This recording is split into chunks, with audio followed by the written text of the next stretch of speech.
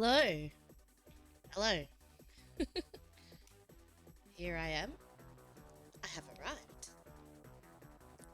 Hey. Let's pull out. Do this. Adjust size a little. Hey. Hey, howdy. Hello. Come out of your dungeon. Alright. I mean, you can still stay there and watch at the same time. I feel like you can watch from a I think we had dungeon-friendly channel over here. Watch from anywhere that you like. Alrighty. Now let's get rid of this. Just for the moment.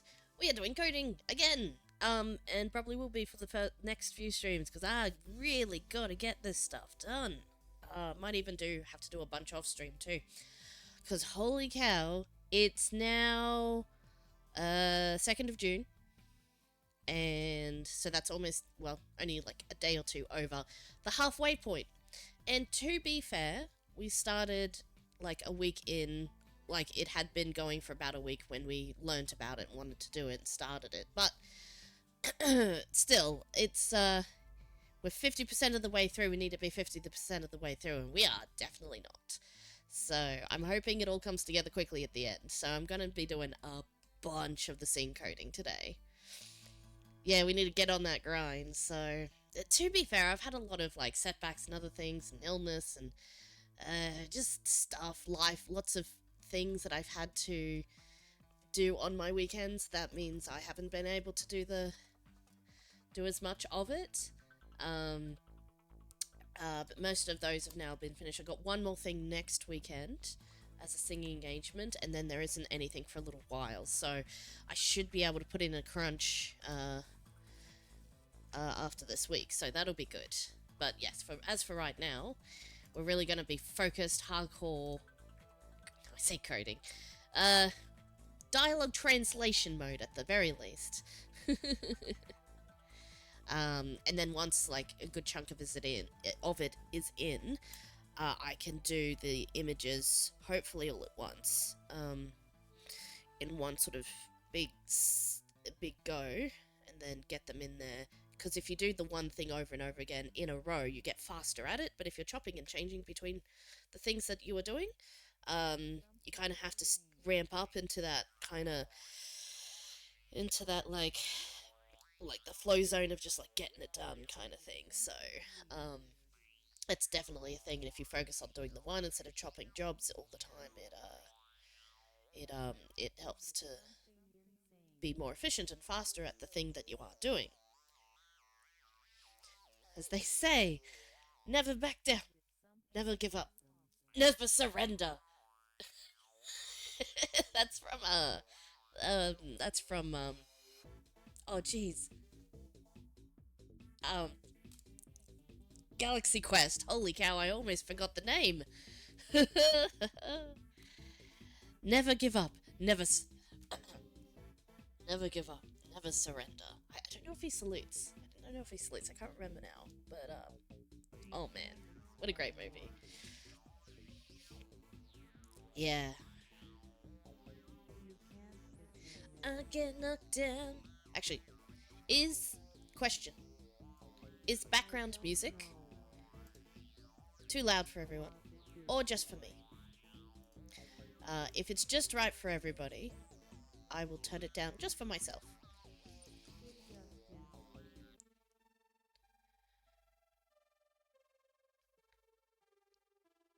The next 3 Saturdays, you've got choir events. Well done, Cap.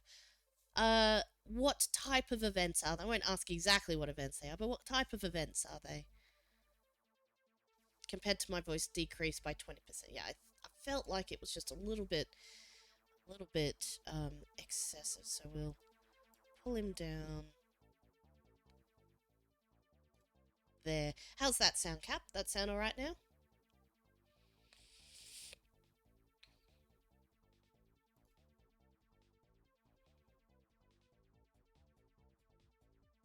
Oh, right. Oh my gosh!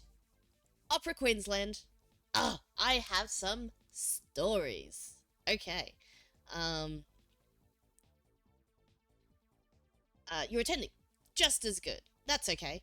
I thought it might be like school events, um, sometimes, or often actually, our choir finds ourselves singing with, or next to, or alongside, or after, or sideways and backways from the school choirs in our area. So they're all at unis. Oh, neat. No, that's cool. That's really cool too. Um, tell me about the Opera Queensland. Tell me about the Opera Queensland one. I would like to know because I have my own Opera Queensland story to tell for this week, but I will let you tell yours first, and then I'll tell you mine. If you know anything about it, if it's just like, oh, we're going to something by Opera Queensland, then I will. If you know the name of the show, because my story could be spoilers if it is the same one. In the meantime, I'm gonna get coding. Uh, James. I love how as soon as she comes to, her first immediate concern is for her brother. She's a good big sister. Like, looking after her brother. That's really nice. I like that for this character. You know, that's just. Yeah, that's just. I like that. It's good. That's a good egg behaviour. It is at one of the private unis in Queensland. Went to the same thing last year. It's a mixture of like I think it might be the one if you're um struggling to put into words what it is. Opera Queensland do some awesome stuff, I just have to say. Is it a mixture of opera and popular culture? Oh, it was everything Queensland. Yes. It's called The Lady Sings the Maroons. Is that what the last year's show was called? Yes. Yes, it was. And then the year before that, was it called The Sopranos? Oh, maybe you didn't see the one year before that. Um, oh, dude. Okay, so you haven't seen this year's yet. I might have to save my story for next week. Because, Cap, I participated in the show that came out to us this week. Um, what they do is they ask when they travel out west, out to the regional parts of the QLD, they bring the opera to us because we don't have a lot out here. I mean, we have some things, but like, no, yes, there is way because it has happened 3 years in a row that I've participated, probably more before that, but they often come out and just perform as well. Like, there's a couple of times a year that they come out and just do a show that is like opera, which is cool. But like this specific show where they fuse opera and making opera accessible, which is amazing. Um, they fuse the opera with the popular culture, popular music, and just this amazing, fantastic dropping, um, uh, just combination of the two. But like people who think, oh, I don't want to go to the opera, it's all snooty and stuff. Like, oh my gosh, like you take them to one of these, like, and yes, it's not. I guess for those opera snobs, it's probably not true opera, but like the singers, like the sopranos, operatic soprano singers, with still singing those amazing notes and putting on an amazing live performance. Like, I just have to say, live music performances hands down beat any high quality recording you could ever get. There's nothing, there is hands down nothing like a live performance for anything, I think. Um, yeah, so what they do is when they travel out to the different areas and to the different towns out here, is they put in a few weeks ahead in advance. I would have liked more than about a month's heads up, but that's okay. Like they did a little like they get you to do a sign on, and then they do a Zoom call with you and say, hey, here's how it's gonna run. Here's a bit about the show.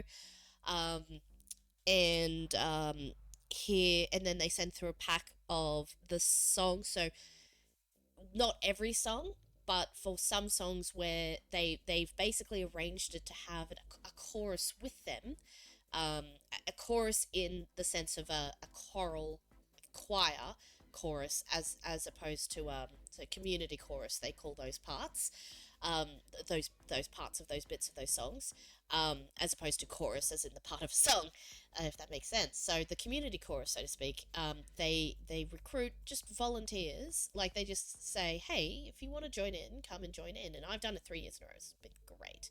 I think it's been 3 years. We've also done opera's Eagle's Nest, which is similar, same, but not the same. But it was. I might sometimes get them confused. If I've done at least one or two of those ones, and if there wasn't a third Opera Queensland, it's because I'm conflating the two of those. But anyways, that aside. The two most recent ones, Lady of Sings and Maroons, and then this one is called Do We Need Another Superhero? So that's the name of the show you're about to go see, Cap, I presume. And yeah, they ask the community, and you just like they send us the sheet music, and they send us videos of the parts that we are singing, so we can listen to what the part is, practice and sing along to that, and they also give us like the full backing track, so we can pretend like we're listening and waiting for the majority, like for the main singers of the song, and then we can practice coming in to sing our part as well. So they give us Vimeo videos, like private library kind of videos, to with a password and everything, so it's not just out there on the internet, so that we can log in and practice our parts and practice to the backing track. So it's all self-learning, but for the main part, like I kind of basically one of the songs I knew extremely well. The other one I definitely heard of a fair amount, and the other two I didn't really know all that well. But once I listened to the song proper on YouTube, like the actual song that it is, the pop version, the proper recording of the pop version of the song, I was like, oh yeah, I've heard this around, but I've not really listened to it. So I had to learn two ones that I didn't really know, but two that I knew fairly well. Well, one that I knew really well, and another one that I knew fairly well. I'm avoiding saying the names of the songs, Cap, because that's going to spoil it for you. Yeah, Southwest Queensland. So I sang. Uh, it's not a spoiler to say I sang 4 out of the 16 songs that were in the show. So we were not in every thing. We were just like, they sat us on the stage on the side on just like a little row of chairs. So we were sitting for any parts of the performance we weren't singing for, but for the songs that we stand up for the whole song that we're singing in, but we sang in parts of some of the songs. So if we were in the song, we would stand up, we would sing our parts, and then sit down for the next song.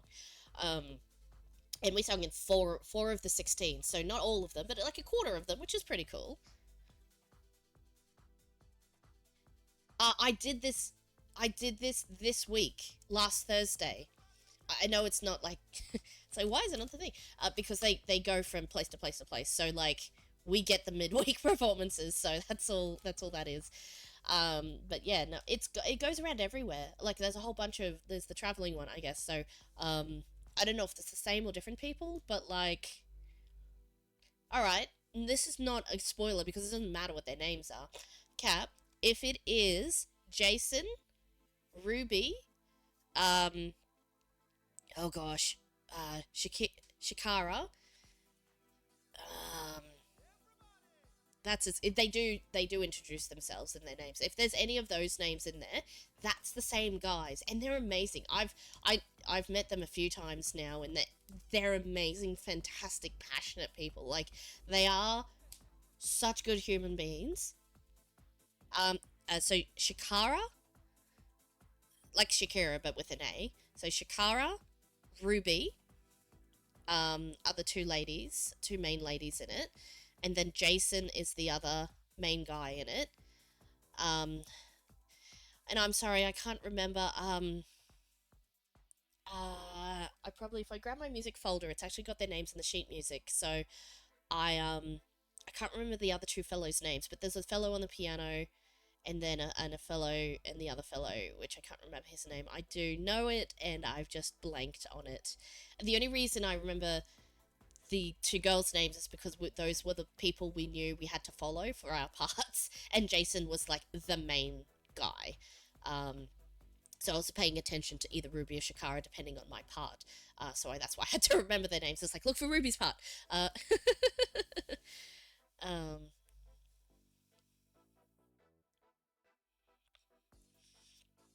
um, yeah, so we did have a director, like a show director, but she was a lady, but she was specifically the regional, not regional. She was the event show director. So for like the traveling one, I presume. So, um,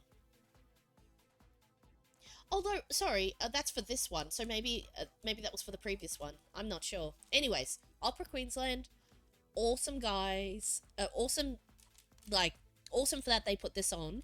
The people they send out are absolutely fantastic. They love doing like outreach and stuff. I say outreach, but like they love like, and I love that they love doing that. Like I fully get that. It's like we don't have the facilities or the things here to like really have a lot of that stuff. So when like some professionals like these guys can come out, it's such a blessing to have access to performances and people like that, and to be able to participate in it on top of that is just absolutely fantastic. And more power to them for like putting the effort to do that sort of thing, because for anyone else who may not be able to go or couldn't be bothered or wouldn't normally visit, you know, the city or somewhere else to go see something like this, it makes it super accessible. Like making opera accessible, making music and professional music performance accessible, even so, more just generally, it's so cool. So yes, one, I participated on Thursday, and two, I had such a fantastic time. I won't talk about the specifics of the songs that we did, but suffice to say that I'll definitely do it again next year, like as I do every year. But that I've been aware of it and it's been out. But I have to say, people who do stuff like that, I think that's just awesome. That's just really cool. Yeah. So, Cap, you'll have to tell me how you like it. Next time, after next weekend. If it's on Saturday, maybe the next Sunday stream, we can chat about it. Um, I really don't want to spoiler it, but it's such, yeah, it was so good. Um, just absolutely fantastic. Yeah, it gets. I mean, I guess they will. I don't know. They might be like, "Why are you getting a selfie with us? That's weird." I mean, we took a photo with all the cast and everybody, so I've got a photo of us in with all of the cast, like the whole cast and the community choir. So, um, yeah. Oh, sorry. Sorry, you do get to go to dinner with them afterward. Oh, because it's like uh, I see, I see. Okay, cool. Yeah, awesome. Well, definitely do that, and maybe it won't be quite as weird if you're actually already going to dinner with them. I don't know. Yeah, yeah. So it's, again, I don't know if it's those guys or those guys are the, for lack of a better word, the traveling show, um, and the guys who work with the community choruses. So there may be a different set of people who put on the show in in Brisbane yeah, where is it, where is the Queensland Opera Place in Brisbane? It's like, it's somewhere in South Bank, I think, or is it in somewhere else, or is it like the entertainment centre that they do stuff? I don't actually know. Anyways, not important, I suppose. Yeah, yeah. How freaking good. They're at the library. I thought so. I thought whenever I visit Brisbane, I could go down South Bank. I feel like I do see the the consortiums and the other things that are down there. So yeah, how good. Okay, we should actually do some coding now, but I just get excited about music sometimes. Sometimes, always get excited about music. All right, insisted on the princess loved her stuffed animal. So I have, okay. So where we left off last time, um, then nothing, darkness. Um, that's where we left off this last time with the black dissolve. I have put a little bit in because I started to panic. It's like, oh, I should do a little bit before stream, but I didn't get too far. Um, I have opted to leave out this whole description. Again, the description of what he looks like.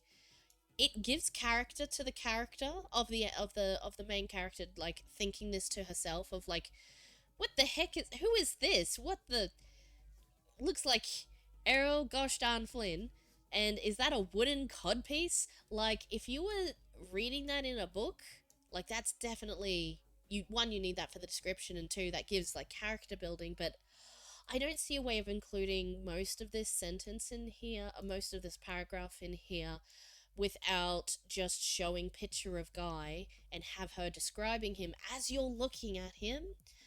I don't know if that's going to translate well to visual novel. I may just have to leave it out, only because I will be showing what he looks like. But yeah, I'm gonna have to, like, unfortunately, I'm gonna have to leave out parts that may reveal some of how she is, how she talks, and that sort of thing, if it's not in dialogue. Rather, how she thinks when she looks at people and stuff. So she probably wouldn't say something like this out aloud, but it's what she's thinking in her head.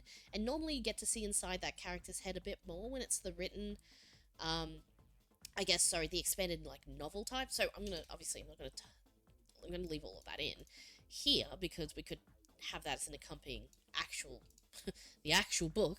So this is the book it was adapted from, kind of thing.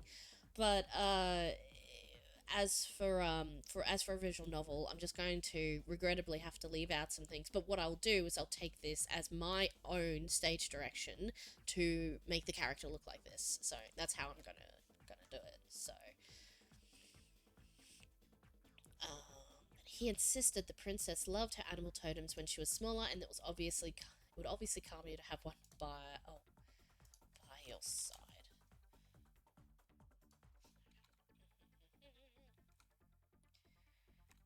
By your side.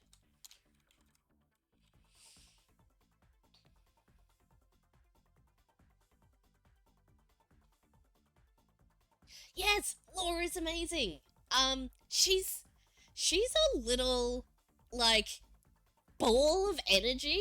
She's like the most energetic, enthusiastic human being. One of the most enthusiastic, energetic human beings I've met on the planet. She's kind of shortish with black hair. Oh, yeah. When I describe Laura, and you're like, yep, that's Laura.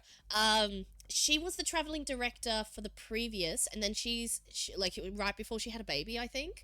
And then this time she was there and she traveled down for it this time, but she wasn't part of the directing. You met her last? Yes, she was the director last year. Um, yeah, isn't she such a cool human? Right? I love Laura. She's such a good egg. Sorry, I say good human, but like, that's what I say when somebody's really cool, and all of these guys are really cool. Um, yeah, Laura. Yes. You know Laura when you see Laura. Oh my gosh. Yeah. So she did come down for the show, but she flew down like right before before like the thing. She wanted to get drinks with me and some others, but I was underage. Sad. Oh yeah, I'm sure for sure. Um, maybe it was right. Maybe I'm misremembering about when she had her baby. Then.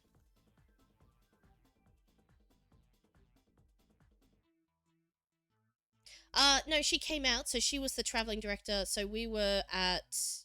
Oh, now that I think about it, it was probably different timing because they probably did their show, the traveling show, a bit earlier. Sometime, like they obviously would travel around at different times, so that makes sense actually.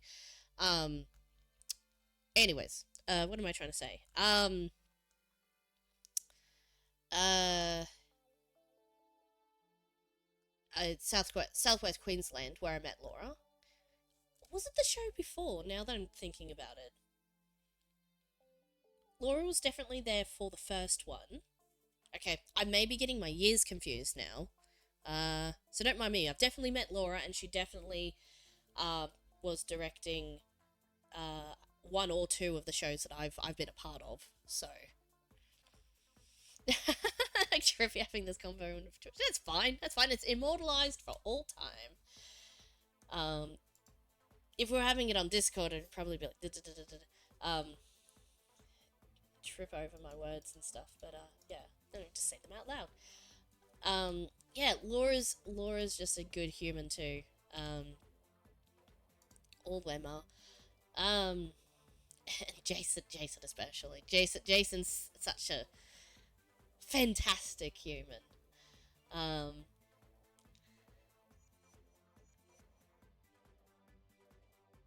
put him in later. Put him in later if you like. Alrighty, so... But he insisted one by your side. What? Oh my gosh.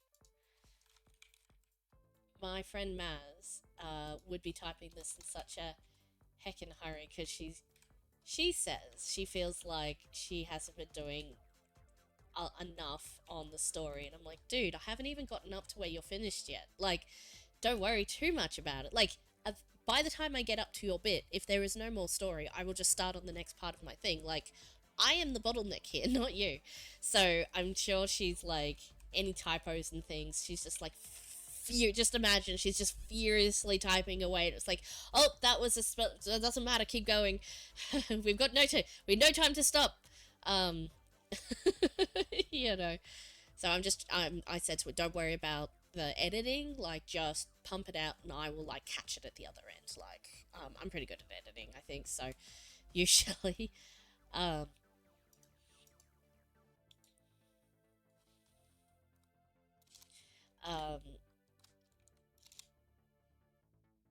that's MC talking.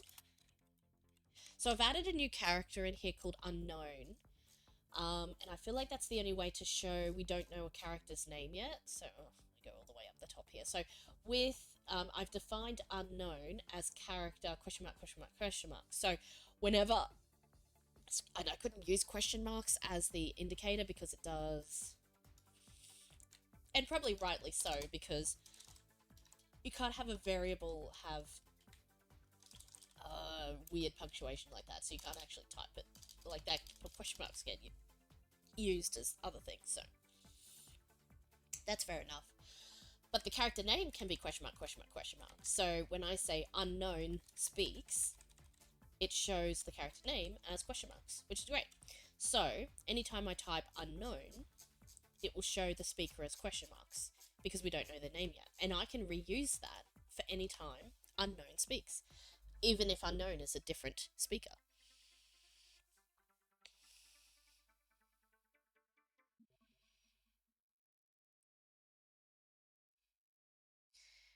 Me before my English assignment last year. No doubt, no doubt, no doubt. If you are not crunching, are you really doing an assignment? No, I'm kidding. You should definitely try not to crunch all of your assignments. But, like, performance under pressure, that's a skill to learn too. Learning how to quickly come up with things, problem solve on the fly, triage and evaluate what the most important things of something is. Those are all skills you can learn, but planning and taking time to do something is also skills you should be learning as well. So do a bit of both, and do the latter, and do it on preference, and then do the former if the latter is not able to be done. I'm saying do both, not just don't exactly all of it, not just the first part I said.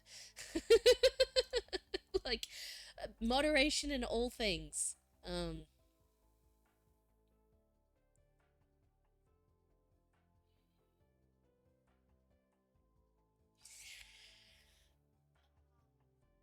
Okay, what? She doesn't actually say that out loud. I wonder if I can put that in as stage direction. I keep saying stage direction, but like basically the bits where she is thinking in her head, or like it indicates what is happening in the scene as the narrator. Like, she is the narrator because it is all from her perspective.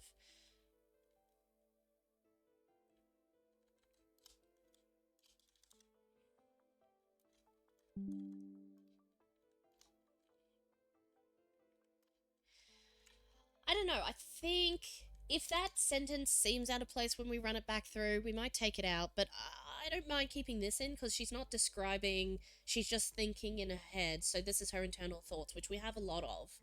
So I like the it gives essence of this and this without just re-saying what's on screen. Um,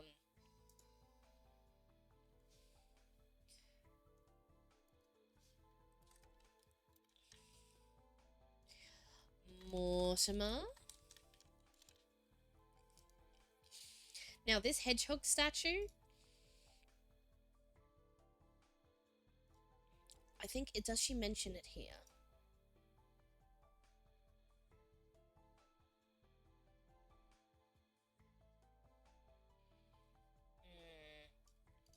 No. So what I'll do is I will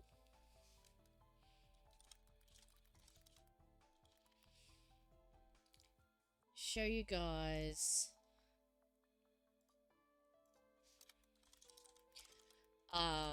Not that Maz told me exactly what this is based on, but I'm pretty sure this is based on the because we both had these as children, the Sylvian family kind of guys. Um, there's obviously a hedgehog one. Um, so I presume it'll be. I'll try and make the.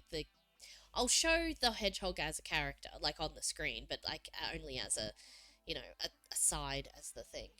Um,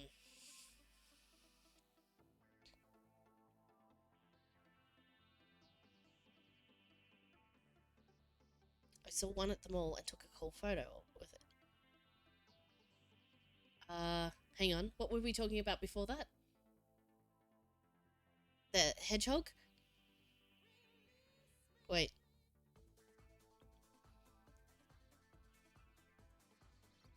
Um. Yeah. So I'll make a. Oh, the Sylvian family things. Oh, right. Oh, so they had like a huge one. Oh, that's neat. I've never seen a really giant one or a thing before, but yeah. Oh, maybe it's this one. Oh, actually, they maybe look like this one because this one looks like might be forest families. These are hedgehogs, or maybe it's. I will check with our artistic director. I'll check with Maz to see which of the two hedgehog varieties, whether it's this big fluffy one or if it is the more retro style. These ones look like they might be the new version because they're current. Like these, a lot of these are currently for sale. But if they're on eBay, sometimes they're like some of these are like collector's items, which is confusing. Maybe they did do different types of ones. Maybe Forest Family's a knockoff one. I don't know. If she's basing it on a specific one that she remembers, I will double check. I will double check that. I'm pretty sure the ones I had, there was definitely a. I think that was like a pig one. Yes, we definitely had a pig one, and we had, I think, a fox. No, not these. None of these. Maybe that one?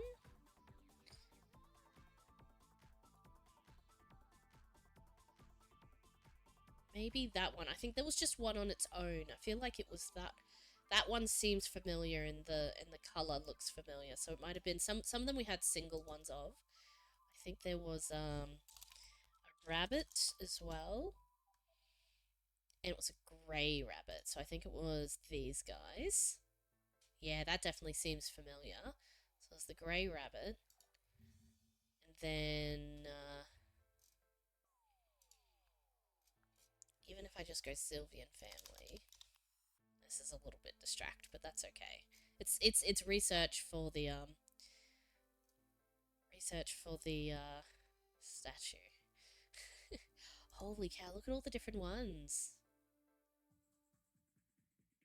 I think those are the ones I remember. So there's a fox, a rabbit. Oh, there was a mouse family. Whoa! Hydration. Oh, yeah, that's a good idea. Oh, and a snacko. Hydrate before the snacko. Oh, it was some guy in a fursuit. Oh, that's hilarious. Speaking of fursuits, I had to wear one last night. What kind of, like, if you don't mind me asking, what kind of fursuit was it? I don't have a Pop-Tart today. I had my breakfast before stream. But I have, as my snacko, I have some macadamia nuts in their shell, so I have to crack each one to eat it, which makes me slow down on, like, eating them, which I guess is fine. I can't just shove a whole bunch in my mouth. So I'm just going to eat. Oh, I don't know if you could hear that. That's me cracking a nut. Okay, that's not being a... That's just doing a job. I feel like you can't just call yourself a furry if you put on a fursuit for a... I say a fursuit. You put on a costume of sorts that happen to be of an animal. Oh. That's my macadamia nut. I feel like furries... What I mean to say is I feel like furries themselves would say, well, do you think you're a furry? Do you participate in the culture? And if you don't identify as such, you're probably not. So only you can determine that. And there are some, if you're not sure, if you want to be, you are.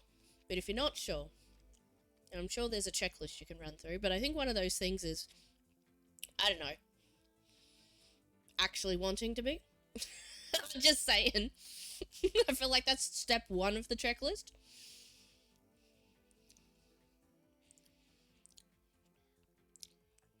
For the memes, though. Yeah, if that's, you know, that's perfectly legitimate, and that's fine.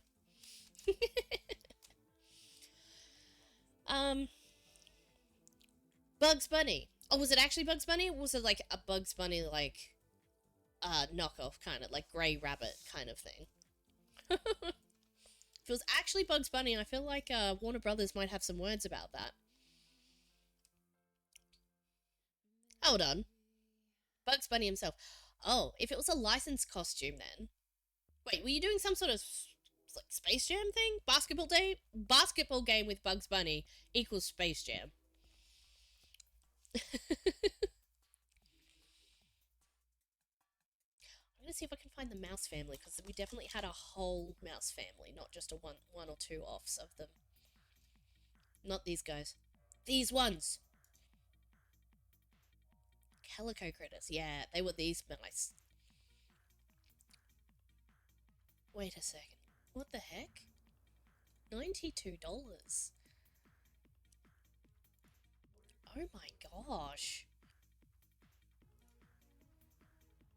Yeah, we had the set. We had the two adults and the two children. These are... Holy cow. Kind of makes me wish they didn't get disappeared / thrown out. Oh my gosh, they're worth $100 now. Man. To be fair, we lost a lot of our childhood toys in the floods.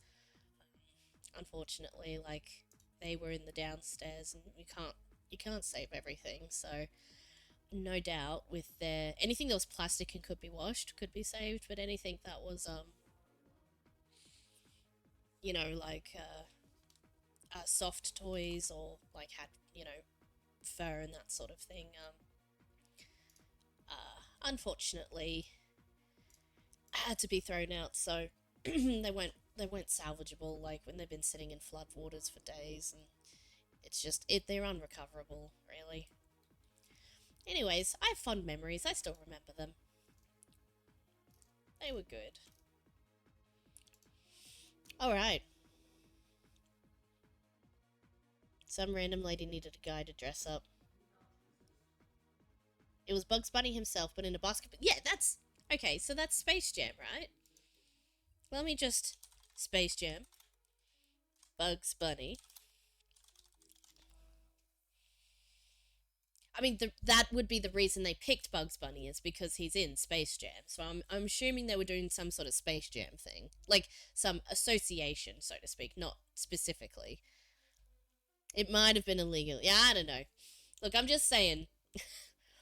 There's some things, little things called copyright and IP and all the rest of it, but look, obviously no one's going to go after a random school basketball game or whatever. So I like that they use like just as an off the cuff kind of thing. That's kind of funny that it's Bugs Bunny and basketball. It got released. The Roxy Matilda one and the other copy strike on um my other things. They're like, oh yeah, actually this isn't actually a thing. We'll release the It wasn't a strike actually. Um, a strike is if you actually get a strike. I haven't got any strikes. It's just when they mute parts of audio for precaution and then they review it and then you say, hey, it's not actually the thing. It's them preventing, takedowns and things like that, necessarily. So it's like the first step. And then you appeal, and that's fine. If you actually get strikes, that's when you're getting in trouble. And then if you get the 3 strikes or whatever. So actually, they're doing the gentle checking part first before going all ham, which is a good way to do it. So I have had now a couple of macadamia nuts to equate 1 snacko and another free hydrate. Alright, let's get some of this done. Talking about Sylvian families.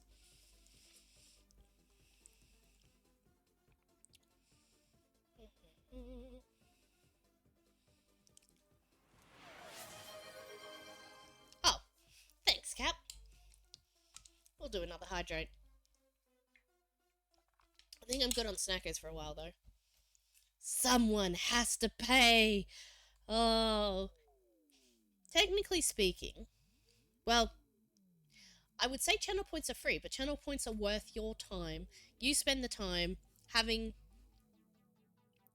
being in my channel and clicking on the button whenever it comes up, I presume. So it does cost something, it just doesn't cost money, necessarily. Although if time is money, yes, but also time is parts of your life. So in fact, channel points are probably more expensive in terms of intrinsic value.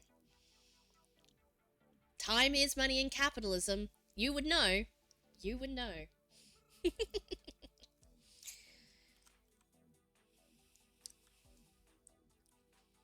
Mortimer.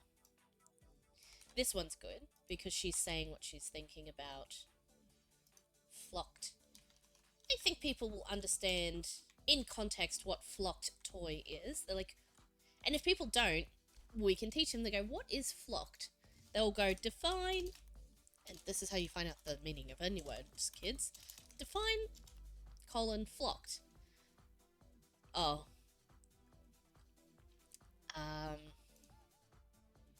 Oh no. There are more definitions.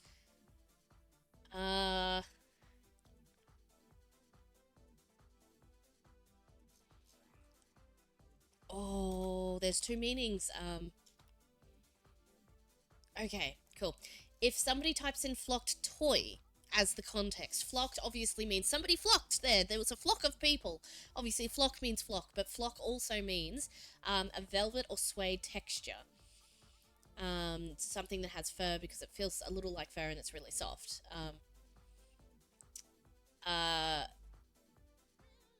So it actually is a type of plastic, I think, but it's like soft and velvety. It's like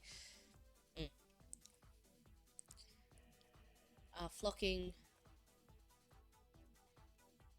Oh, on Funko Pops. No, it's this one here. I don't know why the Amazon one is the first one, because flocking texture, I thought it was actual fabric. Of small fiber particles.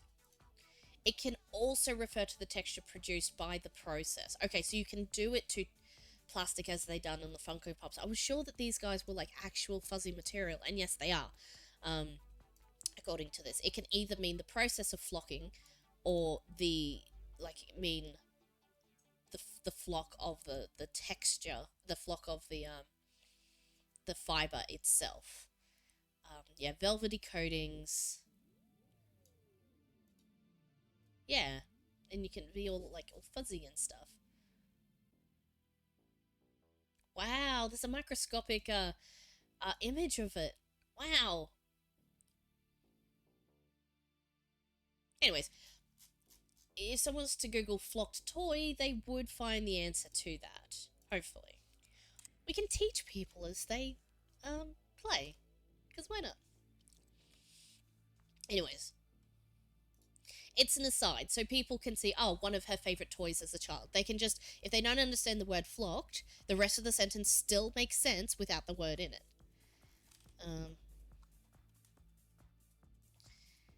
How was my week? It was fine. It was long. Um, just really busy, really. Like, work has been business as usual. Just there's a lot of things going on, and they have been. And this week I've been basically playing catch up because I was sick for almost a full week. The week before that, so the week before when I was last streaming, like obviously that week I'd only worked a couple of days that week, and this week I've basically been playing catch up for all of the things that we've been waiting while I've been not working. Nothing like urgent on fire kind of things, but just like a lot of large major projects that need to get a shuffle on, as well as getting the day-to-day daily things that just always need to get done as well, like the same day fix my thing, blah blah blah kind of stuff. Queensland, or you mean Opera Queensland? Almost same, but not quite. Um, yeah, Opera Queensland was of the Thursday night.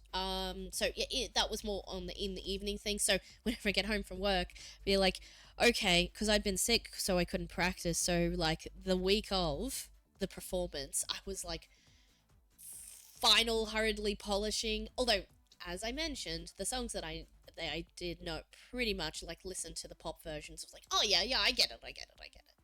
And one of them I didn't need to. I mean, I did practice my part for it. Yeah, that's what you said, for real. Yep. Yeah, so Opera Queensland, it obviously took up my evenings. Well, some of my evenings. Not all of them, but like there was the Thursday evening, and then I also practiced outside of work as well. So that took up a bit, and Monday night I had to take choir practice all on my own, because my parents were away, and because my mum usually leads choir. So I had to lead choir this week just gone, but she'll be back next week. So, um, and whilst that doesn't technically take more time than usual, it takes up more like mental energy, like helping with teaching a class. I say class, it's not a class, it's a choir. So being the pianist for someone who is leading a choir versus leading the choir and being the pianist is a lot more mentally taxing and a lot more energy required, because you have to engage and you have to like demonstrate and you have to teach and you have to pull on all your like social mental skills to go through that process. It's a lot more draining at the end of the day. So when you get home finally at the end of the day, it's like, oh my gosh, dead. I have no brain to do anything else. It's like hence the panicking, about the game that I have not coded yet, because anytime I am not sleeping, working, or volunteering, I am, I sometimes I just collapse and like I just need to watch some YouTube or play a no brain game for a little bit, because I am utterly exhausted from everything else. So game jamming, yeah. My things on my plates, they fall off the edges sometimes, but I try to keep everything all together. I know, right? Adulting be like, and I know this I say it sounds like I'm whinging and complaining. This is entirely on me. This all of these are choices of my own doing, so I really ought not to be complaining. Really? So, you know? speaking of, not speaking of anything, like, but being responsible and stuff, I suppose, was the trigger in my head for that. I was just checking when ads run, because I did not, have not had that up. Not that you care about that, Cap. You're subscribed with Prime. But for real, like, and having to had to skip, like, stream, not last week, but the week before last, and like 2 streams at that.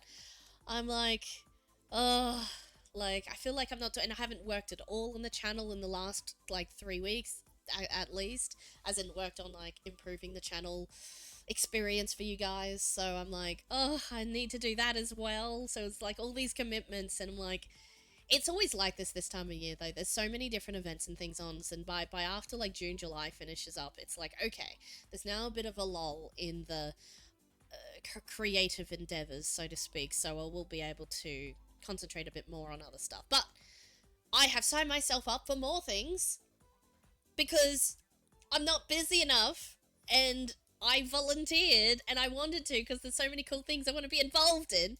This is my personal problem. I signed myself up for one of my other friends is the library is the library services officer, and this year she always helps with the local convention.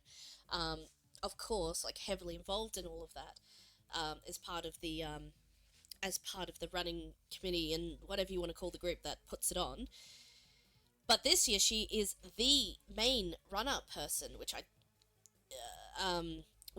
mean, all power to her for that.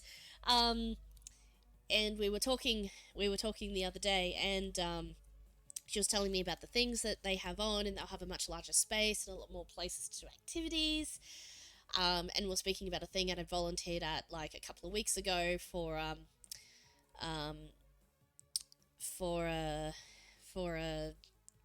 skills, like, career days kind of thing for the kids, and I'd volunteered at to help with the thing.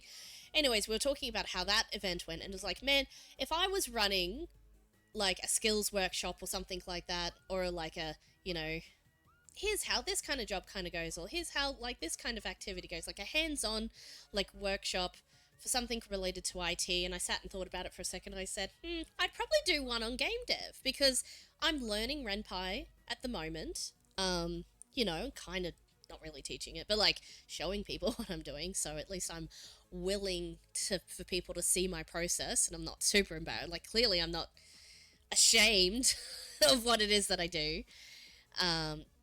Just a convention, a nerd convention, for lack of a better word. When I say convention, I just mean, like, you know, like a con convention,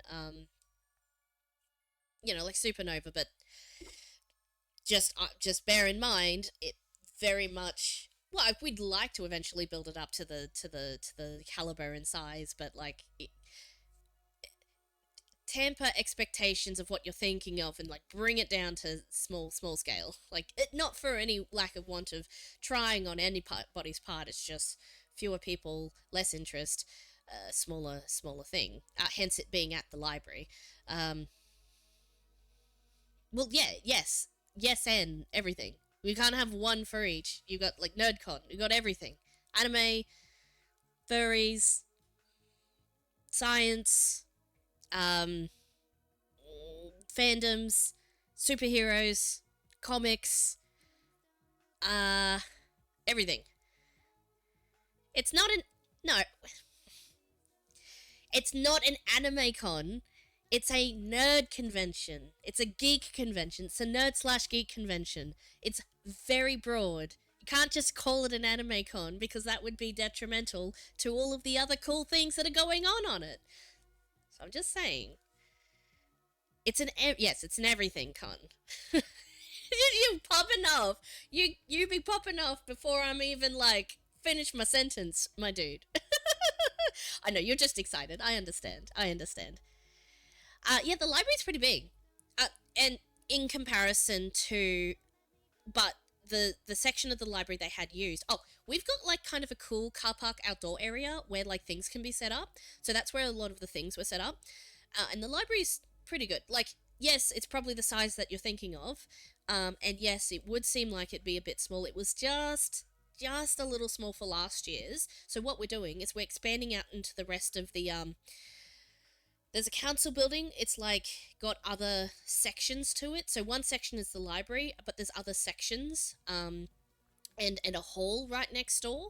So they're going to expand this year because they've been like bootstrapping and spooling up over the past like 3 or 4 years.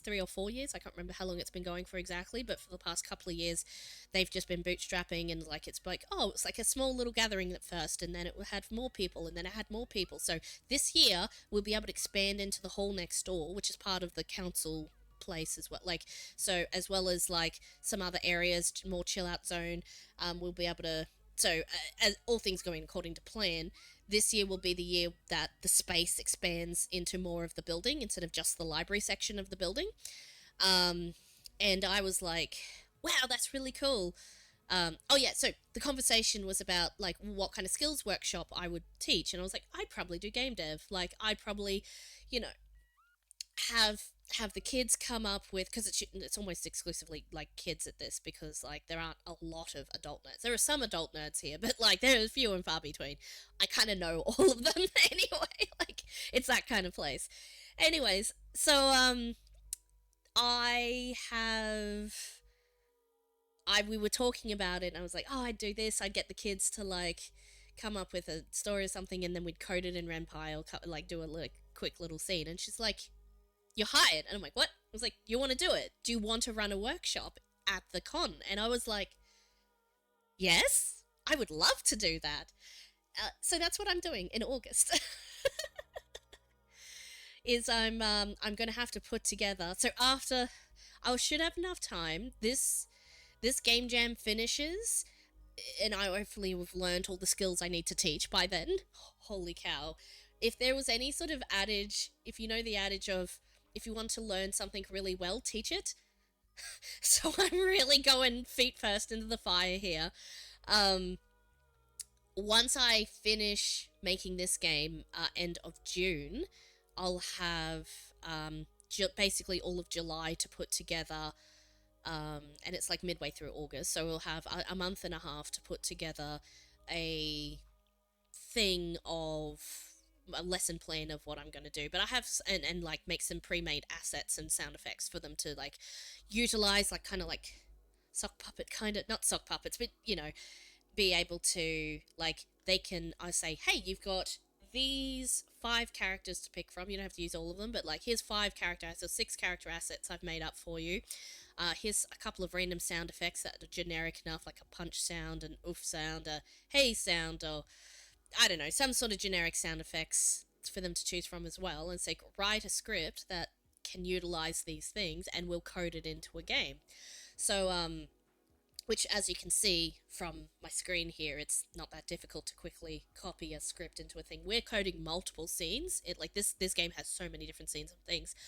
What I will ask them to do is do like one conversation or do one scene to do like a half-hour workshop. So, yeah, it is mainly students. As you can imagine, nerd culture is much more accepted and prominent in the younger generations, as you probably have noticed. I don't know if you've noticed that, Cap, at all in your cohort, but I have also definitely noticed that in rural areas it's definitely less popular.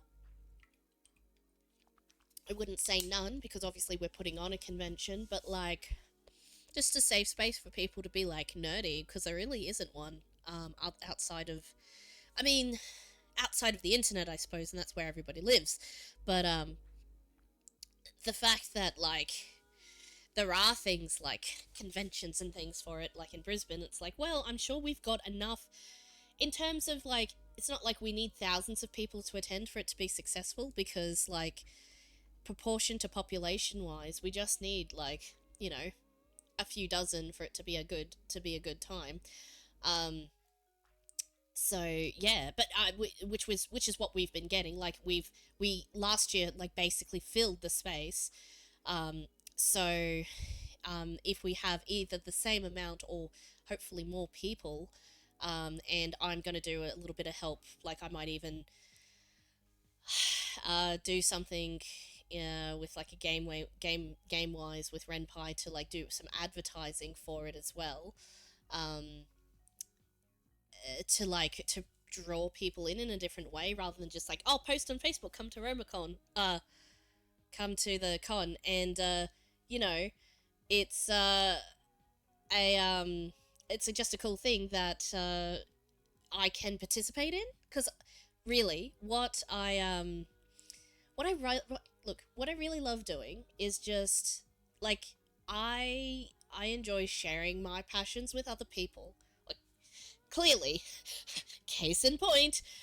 And it's, if it just sparks like interest or ignites or starts a fire in someone else to do the same thing or to do something similar or just to go off and do something completely different, but like that gave them an idea to do that thing. They're like, hey, I've always wanted to do this thing. And if it's easy enough to like pick up that sort of thing, you know, how good is it that you show somebody there's a pathway and some way to get there.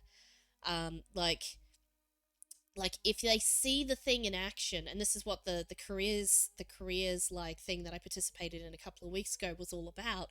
It was like, hey, actually hands on, be a part of just one aspect or one activity or one thing, or or even an overview of like what does this job actually entail, like what does doing this actually mean, or what do you actually do, like, you know, actually get the hands on of like doing the skill, or you know, what would you do if you were at this thing, like you have an idea, like maybe you have media and you have TV and you have films and you have people maybe in your life that you see tangentially or like not vicarious, what am I trying to say, like you see people in your life and you go, oh, I think I know what it is they do from day to day. I hear what they talk about when they do things and stuff like that. But at the end of the day, you don't truly, if you've not been in that job, you don't truly know what it means to be in that job. And holy heckin' cow, like, I can't imagine nowadays being a student trying to pick, like, I do remember when I was a student trying to pick a career based on my interests and passions and stuff like that, and I couldn't choose. And the ability for me to choose came down to which courses was I accepted into. But like, even before you get to the picking your uni and that, and that's less and less important nowadays as well. Not everybody's going to uni. Although lots of people like, oh, if you don't go to uni, you don't get the qualification to do the thing. Um, and that's great, Cap, that you already know what you want to do, and but a lot of people don't. Like you've decided to hustle on, like you've made a choice to focus on finance and that side of thing, which is really cool, and finance and money, and not to say that's all you're focused on, but like you've made a decision to go into an area that you believe will be profitable, as well as hopefully it's something you are interested in and have a talent for, and feel like you have some sort of affinity with, for lack of a better word. um, so hence the username. Yeah, exactly. Like if you not identify with that thing, but like if that's part of what you want to do as a person yourself, it's good that you know that. But a lot of people and a lot of kids, I say kids, a lot of students, a lot of young adults, even like whether you're in school or just out of school, or you know, when you're in that time of life, you're trying to figure out what the heck do I even want to do. That can be so daunting. So, and how do the heck do you determine, unless you've had experience or had people tell you or be given the information in order to make that decision? And if you can just give people a little taste of, hey, I'd love to be a game developer, but like, I think that's too technical. I don't think I'd be able to do that. Like, start small. And you don't have to do it as your job. You can pick it up as a hobby and then change careers later. Like, you don't have to do a thing forever. Like, clearly, People change jobs all the time. People change industries all the time. I mean, it's not probably recommended or common, but like it's I mean, it's common enough. And if you're not completely going from like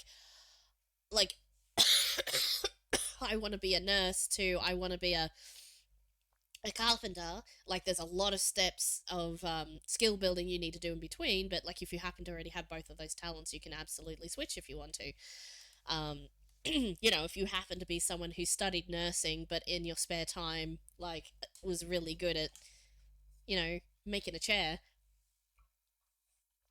I'm sorry, I know that's kind of cliche, but that's a thing you can do. Like for example, for me, I'm heavily into IT. You know, I've done IT for my whole professional, well, not my whole professional career. I like a good chunk of my professional career once I left casual employment. Um, I mean, I worked full time at like a sewing shop at one point in my life, but like that was still a out of uni job kind of thing. Like finished uni, but I was just working full time at a retail store. So once I left retail, I pretty much went into IT with a little bit of graphic design on the side, but it was mostly graphic design IT, and I've been in that for the rest of my professional career. But I could potentially, if things happen and things change, I could potentially do something else like sideways related, maybe game deving, maybe, something takes off. I don't expect it to, but like, you never know what's going to happen. Not that I'm necessarily hoping for the big break out of a silly little indie game or something like that, but like, what I mean is if I keep working towards something I want, even if I'm just enjoying it for the sake of enjoying it, you know. Anyways, I think I got off on a tangent there. Um, what I mean to say is just if people can just try stuff out in a safe space, then they're allowed to figure out if they like it or not, instead of having to make this huge life decision. And I'm not saying this will happen to you, Kat, but for example, if you choose law and commerce and finance and what have you, and you find like you hate it, you absolutely despise everything about it, or you find you're not good at it. Not that I say you will, because obviously you've thought long and hard about this. But let's say, for example, somebody else does the same thing you are, and goes, "Yeah, I want to do that," and they find out they just absolutely despise that. Um, it makes it harder. Like you can pivot whilst you're in the uni course. You can absolutely change your majors midway through. It costs you a little bit more money because you have to like pay for some additional units and some additional semesters, but you can pivot your degree while you're in there and you figure it out. But you got to figure it out quick if you don't um if you don't have the extra financial backing. That's maybe you can't make that choice and you have to stick with it. And now you thought the thing you thought you wanted to do for the majority of your professional career is something you don't, for what one reason or another, don't want to do anymore. But if you had the opportunity to find out what more like what it was like, if you didn't already know, that is, then maybe you may have gone in a different direction before you made this huge life changing decision when you're like in your teens. You're expected to know what you want to do with the rest of your life. I mean, that's tough. That's really tough. And if you can give those teenagers like some little illumination on the possibilities, and to push in a direction that they might already be leaning, or not push in the direction, but more like hey, you're thinking of this is a little bit more information about it. Just some a little bit lighting up a little bit of that murky darkness of unknowing, um in order for them to make more informed decisions. I think it would go a long way. um and that's thanks for coming to my TED talk. I know we got into a lot of stuff like last time. um Lecture, I'm still in lecture mode apparently, but I just got all fired up about like wanting to do this workshop to show people what like it this is not okay. I'm going to be super duper real and say Ren'Py is obviously one of the easiest game engines to just pick up and use. Hence why I plan to show it to somebody who may want to. But once people get the spark of, like, hey, this is in my hands. I I made this, or I helped make this, and I now know how I can go forth and do more.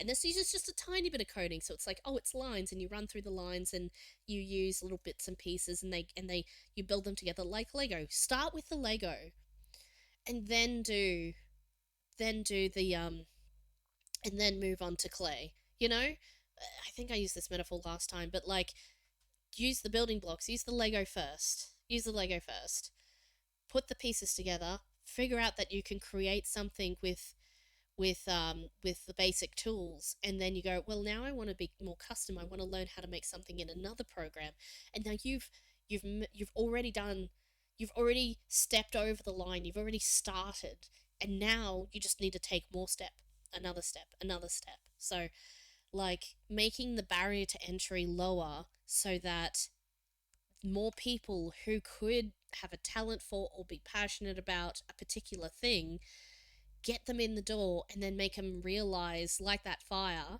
and then make them realize that, like, oh, hey, yeah, no, I do want to, I loved doing this. Or maybe they discovered, like, hey, I thought I wanted to be game dev, but, like, if this is what it is, that's kind of boring. Because actually, some people might not have the patience of, oh, you have to go through and just write all the things. I thought it'd be fun, like playing video games. There are some people who think they want to make video games, but actually they just want to play video games. But I know that's kind of a bit of a cliche, but there are probably people out there like that. Or they don't realize how much, like, reading and typing is involved. I don't know. Like, there are obviously different ways to make games as well. Like, this is not the only one, but, like, if this gives them a bit of a taste of what it's like, they may rethink and go, oh, that doesn't actually seem for me. I might look into this other thing I'm more interested in. Like, gives them the opportunity to not only discover that they like something, but also the opportunity to discover they dislike something in a safe environment. Um, Sorry, I'll stop going on about it, but, like, it's such a yeah.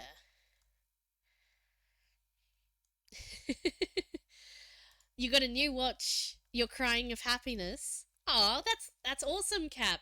Um, did you tell me what kind of watch it was? I think you may have previously said what kind of watch, or that you were getting a new watch. I can't remember, but, like, what kind of watch is it? Because I forget if you told me. Your bank account is also crying. Oh no. How much did you spend, Cap? A tag. Oh, I don't even know. Do you mind if I, like, Google that on stream? I don't know that one.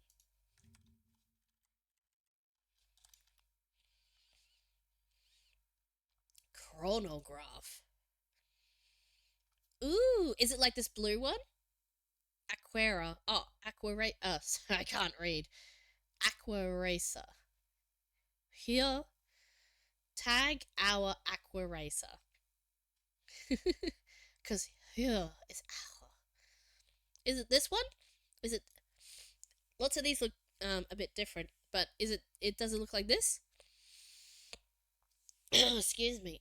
I still got a bit of nasal when I talk for too long. From my illness last week. Oh. Oh, okay, so not this one. It's like all black. This one. Here we go.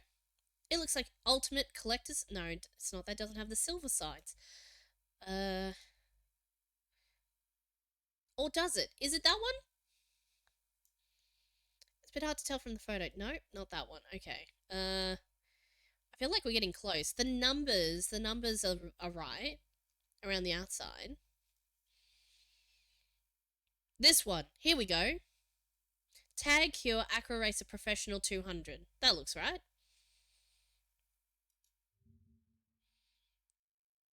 That looks like the one.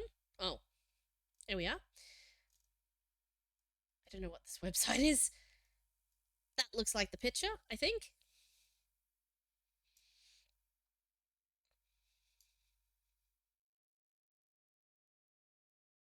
And that's solar movement. Solar graph. Oh!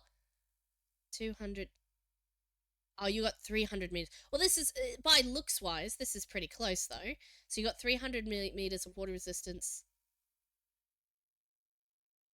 Okay. Tag, cure, aqua racer. 300 meters.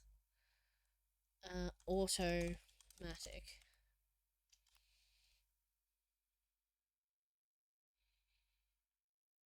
I don't know.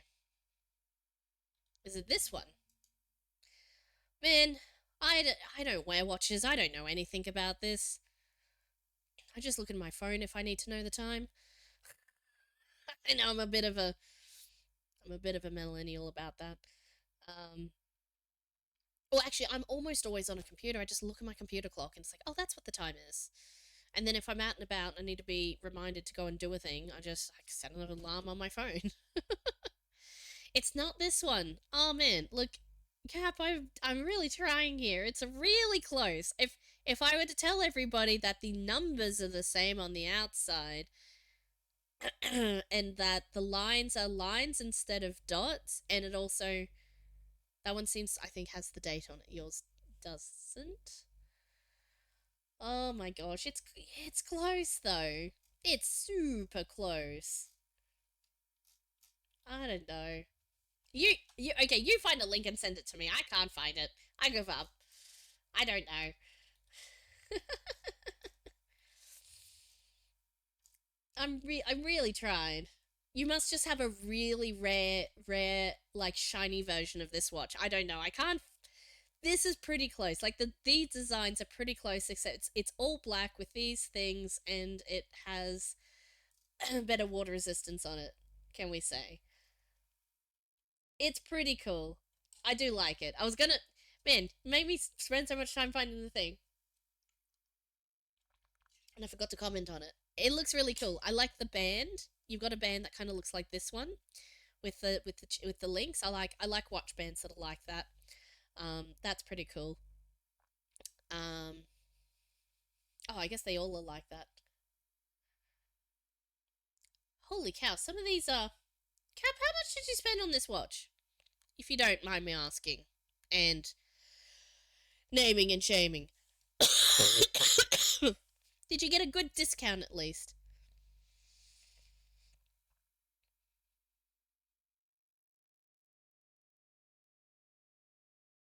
Google Cash Converters. Well, if you picked it up at Cash Converters, that might be a little bit more affordable. Like this kind of one? This is still $2,000 at Cash Converters. What the? Okay, you got a second hand. Thank goodness. Oh my gosh. Like, not that I don't think everybody deserves nice things, and you can buy whatever the heck you like if you can afford it, but like, heart palpitations if you spent like more than $2,000 on a watch. I mean, more than a. Me personally, I don't think I've spent more than $1,000 on a watch, given that I barely have in my lifetime any watch that I bought has been about $30.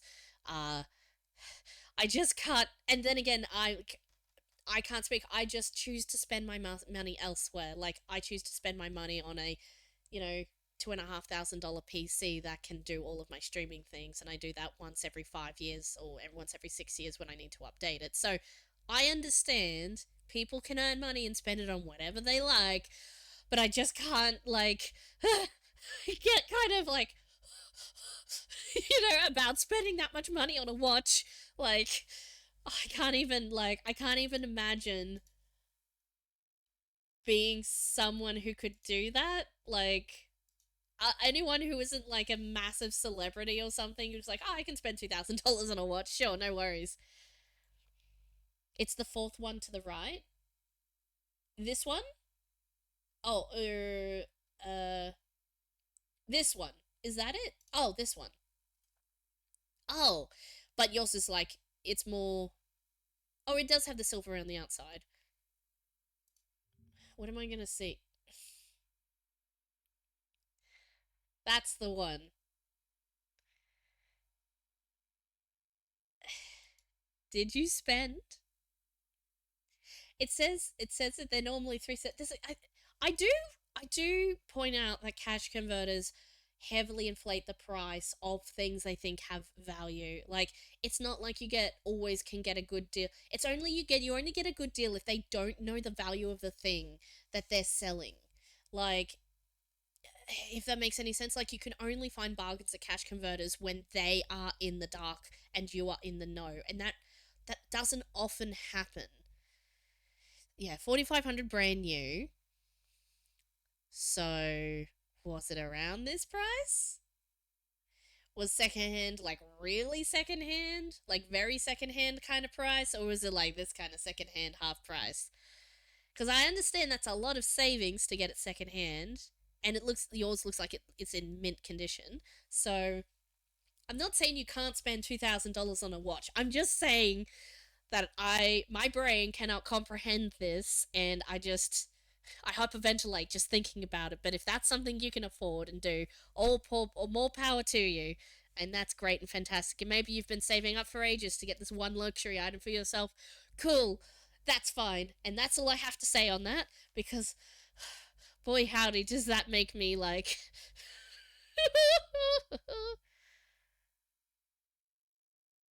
best best watch in school.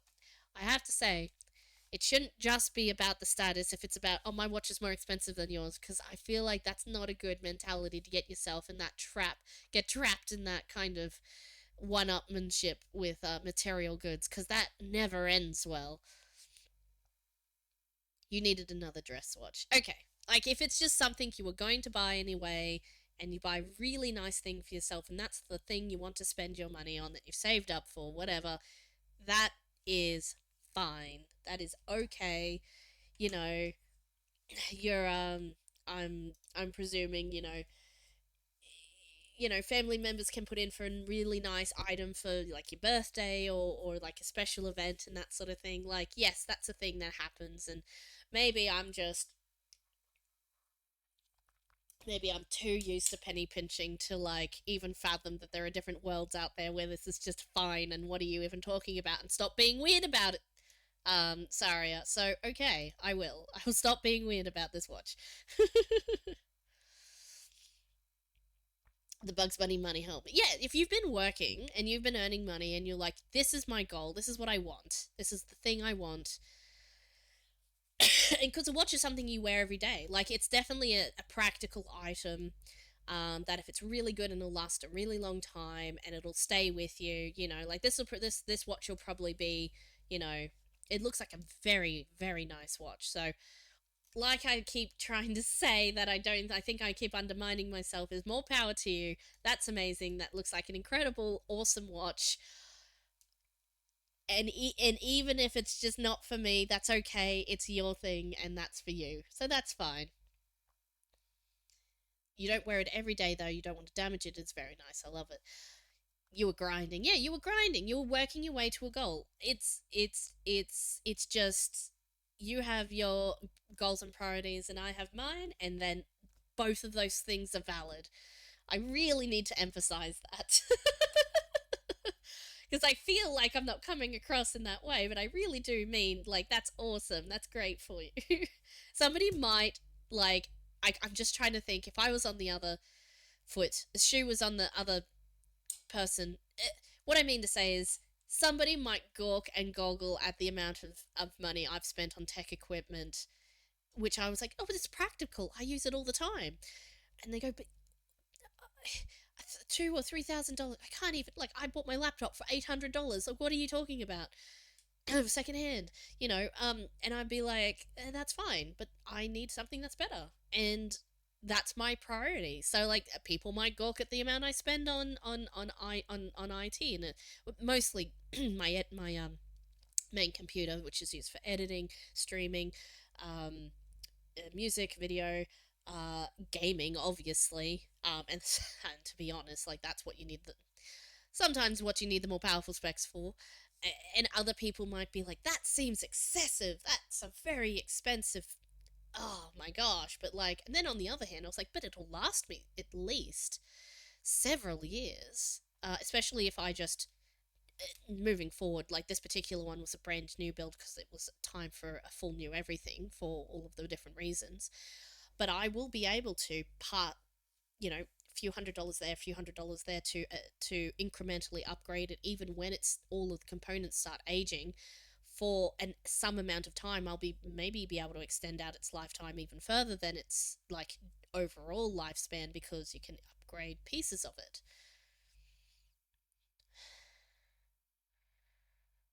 My friends were like, "You don't have a PC yet you would rather buy this watch." Well, but that's the thing. What I'm trying to say is different priorities. Thank you for the hydrate cap. I don't need a snacko though. Oh, yeah, no, I know. I've been talking so much, and I'm like, I'm dehydrating. Thank you. I did need that. Oh,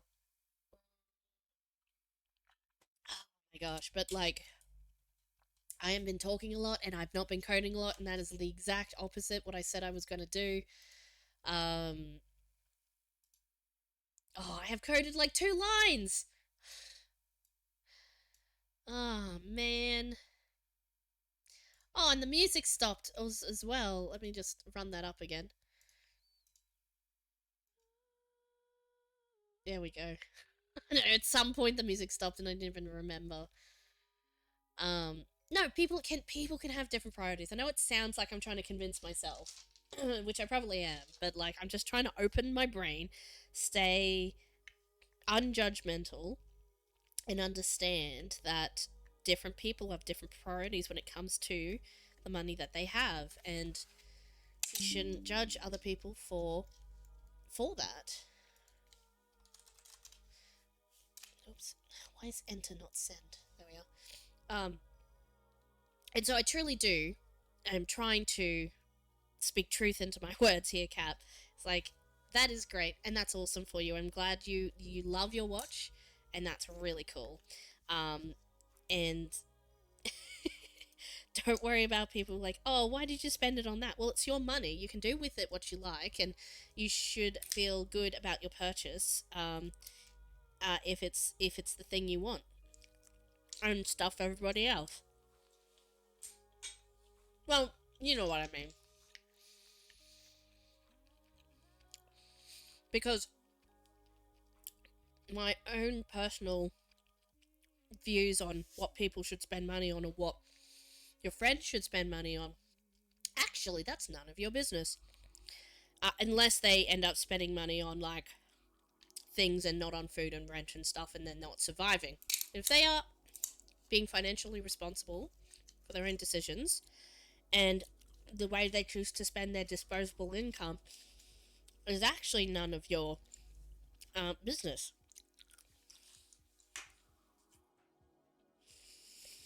Unless it's impacting the quality of their life, what harm does it do?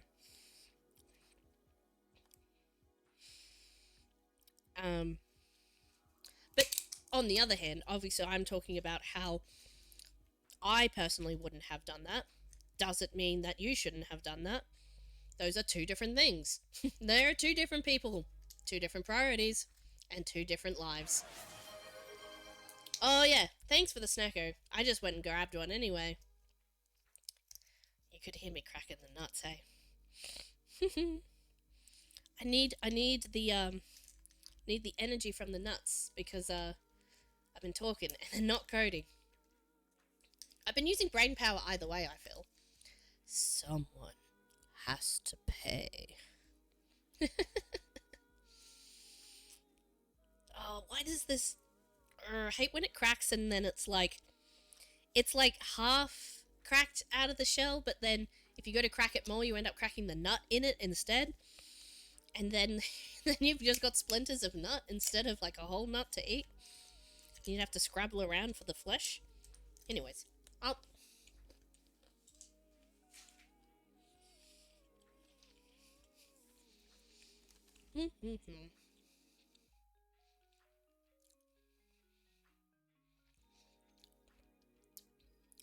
Oh, Papa Cap is emceeing. That's cool. Papa Cap sure does get around to various hobnobby things. That's really cool.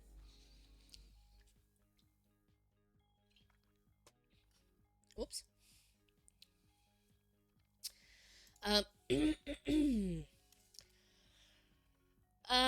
Right. Alright.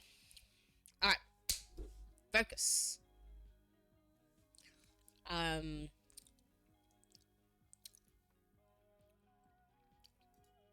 James calls her Katie. Okay, no. I'm gonna have to substitute that with generico names, but that's okay.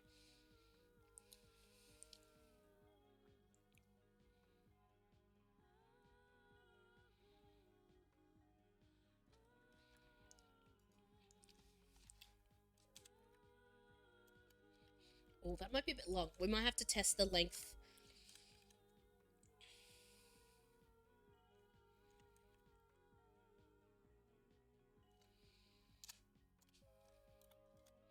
We might have to test some of this soon. You got to help set up. You got to help set up with which? For the one that's coming or the one that happened last year? Because I don't want to give anything away, because the set piece for the one this year is pretty cool. But I don't want to say it in case you haven't been told about it.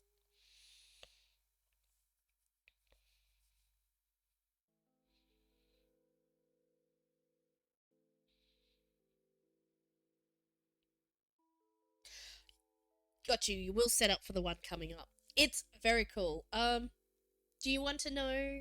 It's like, as far as I know, if it's the same as this one, would you like to know what the location is, or you want to find out when you get there?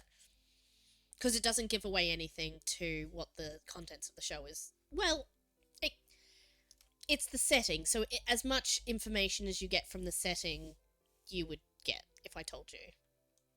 Unless you already know. Tell me yes or no if you want to know. I don't want to spoil you if you don't want to. Man, how bizarre that, we've gotten a copy of a show that hasn't played there yet, or potentially maybe there's multiple performances of it, and this is just the one coming up. I don't know. It's unusual. Usually we wait like weeks and months after things happen to get them out here.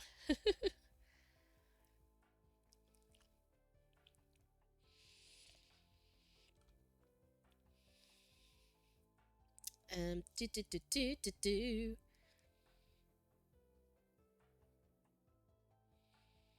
I blinked, then blinked again, and turned to the window, and that was not what the outside was supposed to look like. That was not what outside was supposed to look like.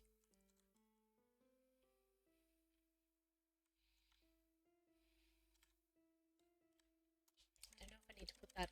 It does need to say not the outside. It's meant to say that was not what outside was supposed to look like. Maybe it's a capital, maybe it's a big noun. I'm trying to I know how she's trying to say it. I'm just trying to figure out how we indicate that better in text. If I capitalize it, then it makes sense that it's not the outside, but in fact outside as a concept. That is not what outside is supposed to look like. It's meant to be a more modern kind of phrasing of the sentence, because she's thinking it in her head. You don't think in perfect grammar in your head. I think, or at least not in the. Oh yeah, it does have Sylvie in here.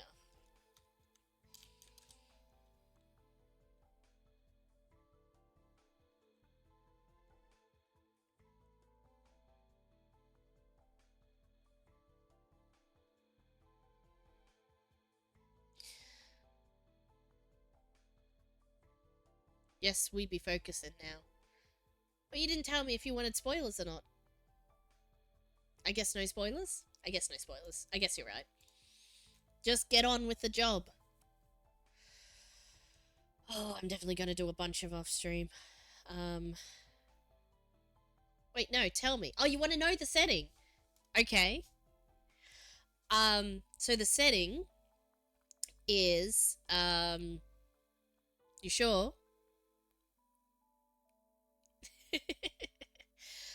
The setting is something like the library at the end of the world, or something at the end of time, or something like that. It's a library. The setting is a library. It's got big bookshelves and it's got stacks of books stacked everywhere, and it's got a big library chair, like a comforting, uh, those tall backed wooden. If you think of a library chair, it's exactly like a sitting chair for a library, not like a modern library, but like a classic old fashioned wooden chair for in a library. It's exactly the chair you're thinking of. Um, I don't know.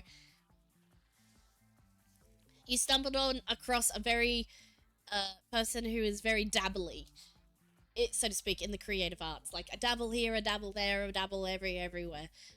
So fingers in pies. Yeah, if it's out here, like to be fair, like it's not at all an expected thing that you would think stuff from some Brisbane would come out here. Um, so yeah. Um, hmm. Alrighty. I blinked and blinked again. That was not what outside was supposed to look like. That was not what any outside was supposed to look like.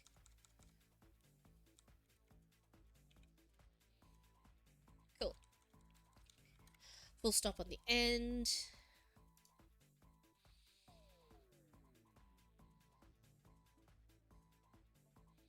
Because it looked a lot like...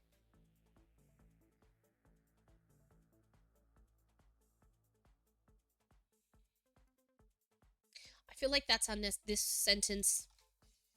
This sentence is necessary when we're talking about the novel version. If we're talking about the game version, I feel like we only want she looking at like, whoa, that's not what outside was supposed to look like, and now she's feeling faint. Um, so we can skip straight to that because that leading sentence helps build suspense in a in the written novel. I think. Like I said, I'm gonna have to just make some editorial decisions here to help facilitate the flow of the game. How many words are so far? That's a good question. Um, Maz did a lot of writing in the last week, since I haven't been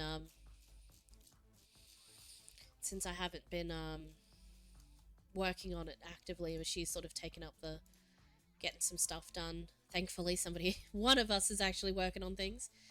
Um, and she said she was like, "Oh, I feel like I haven't really been doing a whole lot." I was like, "Dude, you've done plenty." Um, like I haven't gotten up to where you're up to, and like I said, feel free to just write dialogue and some stage directions for me to put in there if you need to, like, or just the descriptum of what things are happening, because it's not necessarily going to matter in the game so much. But if we wanted to, the novel part, she can go back and like add in the extra bits she left out, if it comes down to crunch time. But I said to her, look, just like I've shown her what I've done so far and how I've been in interpreting what she's written and like changed it. So if she knows now that's how I've been putting it in, then she can like write less or write fewer words, if only to get across the story faster in the way it's going to end up in the game. So I did say, don't, like, obviously she's a writer, so like at heart, so like she's going to want to write. I understand creative to creative. You want to do the full thing, you want to do it properly and the whole thing, but sometimes you need to triage and truncate and take some shortcuts, some acceptable shortcuts to get things done occasionally. And the number of words is... How do we count words in a Google Doc? I haven't done that in a little while. I haven't needed to know how long text is since like my last assignment. Or to be fair, actually, how many characters something is more likely what I'd be checking, because of like, oh, doesn't fit in the text box, does fit in the text box. Is the last thing.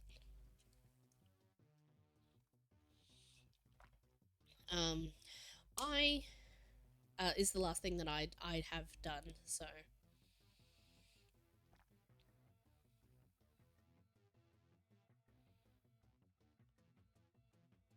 word count. Here we go. There are 4,000 words so far. So not that many. In terms of if you were like reading a book, that's like, that's an amount. I mean, it's a decent amount of words for a short story. But we are not even... I mean, I just think of how much plot we haven't gotten to yet, based on the very brief pieces that I know where it should be going at the end. I might have to, yeah, sometimes it's harder to write. Oh, there's this famous thing of something of it's like some writer or poet person who wrote a letter. It's like, I apologize for the long letter. If I had more time, it would be shorter. It's actually harder and takes more time to write fewer words, instead of just like a verbal vomit. Can't remember who that was though, but I heard that recently on a YouTube video. So that is definitely rings true to me as well. Like, it's so much easier to say a whole bunch of things than to say the same thing and truncate it and boil down the essence of what you're trying to say in fewer words. And fewer good words as well, so yeah, it's definitely a skill and an art. But on the other hand, when you're writing a story, you want a bunch of words because you're in the story and you're like building the world and you're building the images up in the reader's mind and things. You need to use your words to do that. So yeah, it's a balancing act, I guess. That being the case, there's so much to do. I wonder if we were too ambitious, I might actually tell Maz that we're going to reduce down the plot line to to a linear plot as opposed to a branching plot.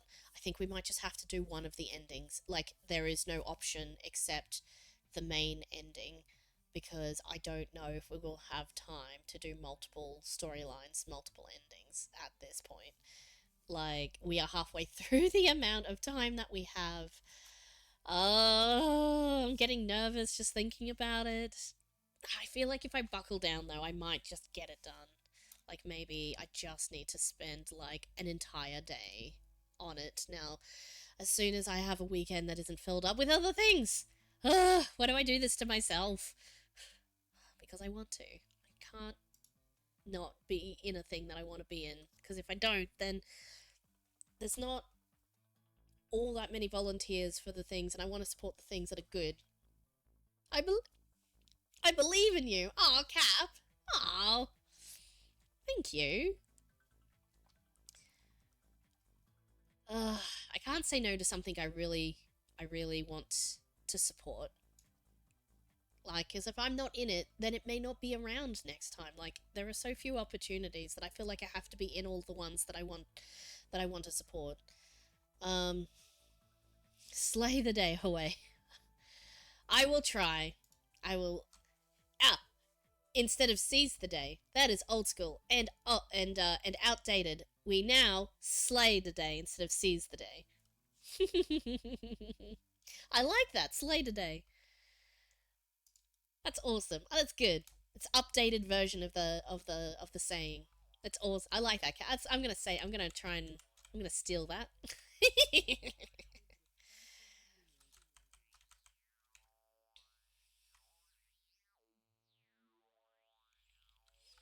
Now, did we copy that bit? Oh no, that was the outside. I thought it felt like it needs, and suddenly the strange.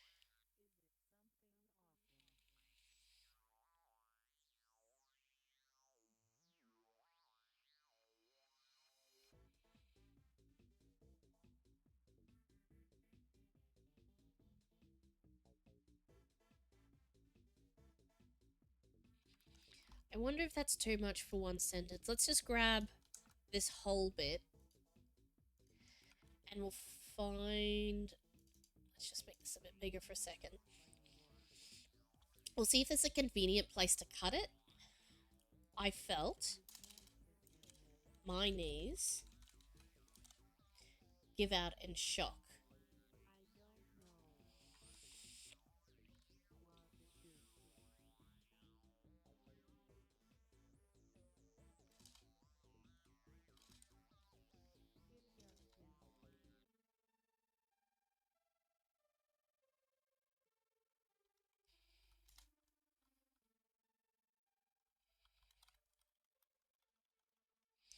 I think she needs to do a little wobble here. So we'll do a little bit of a re-show MC with V-punch. In some, like, she'll go a and that's her, like, fainting. And then, I know it's only a short sentence, but that's punchy with some action. I feel like that's warranted.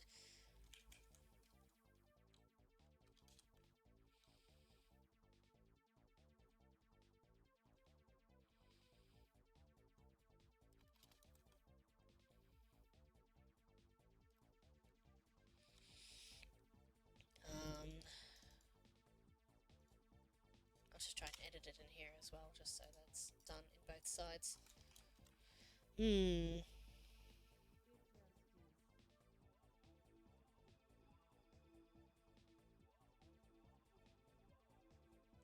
Also, happy June, more than halfway through. Good luck. Yeah, I know. Yeah, 30, I think it's 30 June or 1st July, something like that. I want to have it done well before then, though, actually. Or not well before, but like, I want to have it mostly completed by the last week to do polish and final touch and playthroughs and tweaks. So, actually,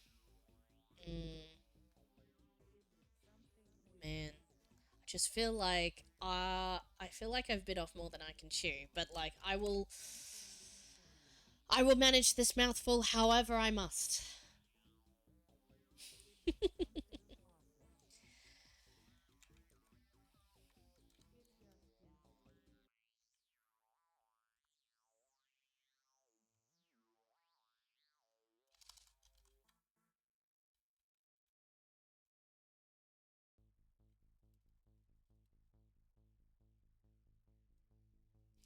I think this might be more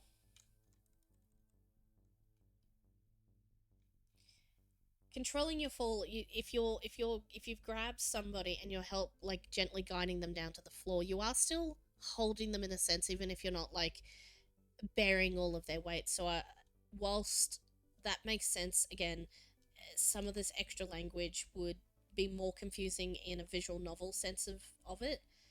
Um,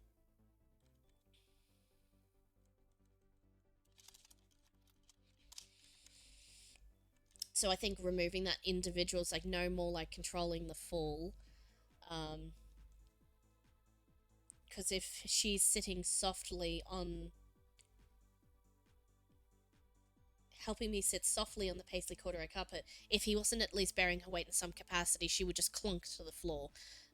So I think held without the modifier still makes sense while just shortening this a little bit.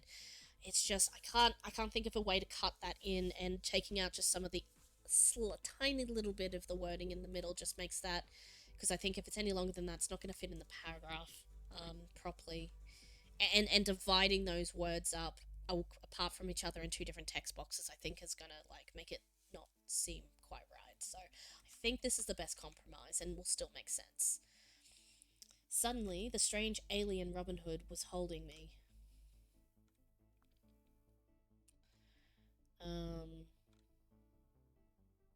Yeah, I think that's good. Corduroy, is that right? Where are we up to? Oh my gosh, I need a little.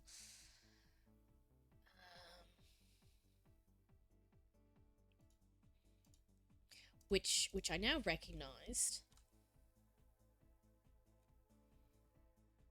Which I now recognise because I had helped Gran hot glue it down. Which is correct, she helped build some of the dollhouse, or helped maybe repair or modify the dollhouse throughout the years, which makes sense. MC says,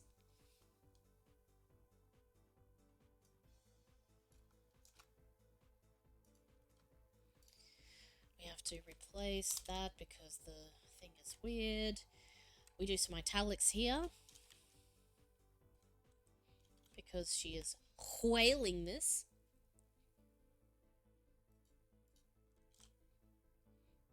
You know what? I think this is italics as well. Because she is distressed and there is emphasis on here. Oops.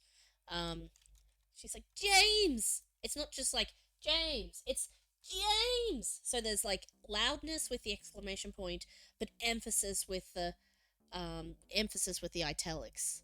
Grammar shenanigans, yes. And formatting. Formatting is the other. Editing, formatting, and grammar. That's what all this coding is. Like, I know I'm not doing a lot of if then that, if then, if this then that.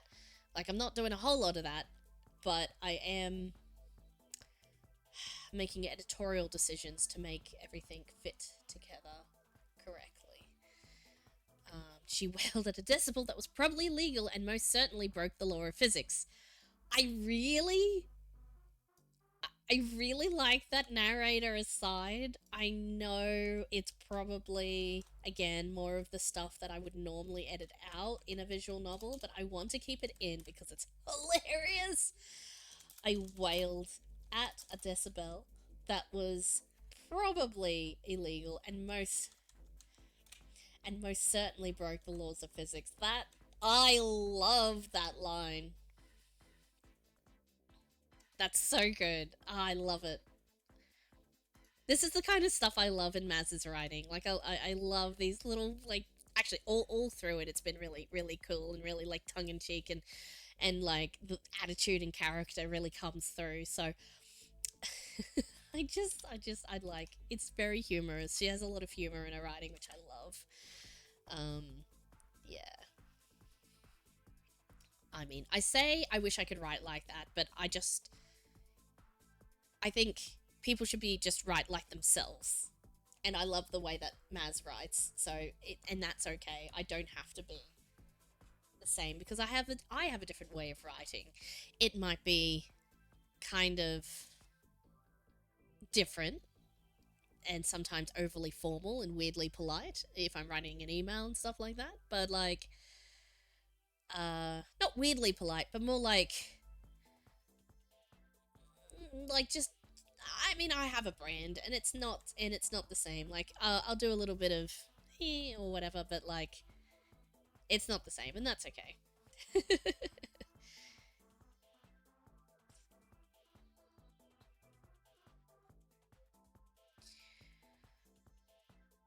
The stranger sighed like a long-suffering parent.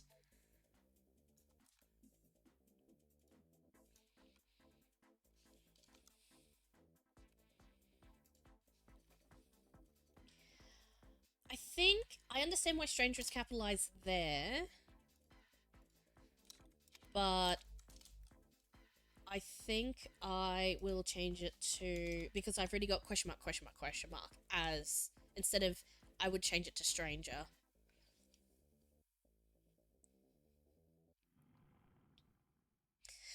I could change it to stranger there, perhaps. I'll think about it. If it makes more sense to call them stranger and then just question marks when, it depends how long you don't know their name for. Yeah.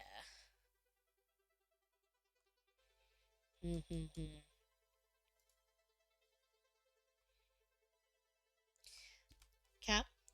I do this with just purely for the memes, but grammar is AR, not ER. Because I wanted to grammar your grammar while you grammared about grammar in your comment. I'm kidding. I'm having a go because it was just funny. It was an ironic thing to point out. No? What do you mean, no? How could you? I had to do it for the memes, for the lols. You understand? Sometimes you gotta say the thing, the inside thing out loud. You know? I don't mean it though. Because you were just talking about grammar and it just fits so well. I'm kidding. I'm of course kidding.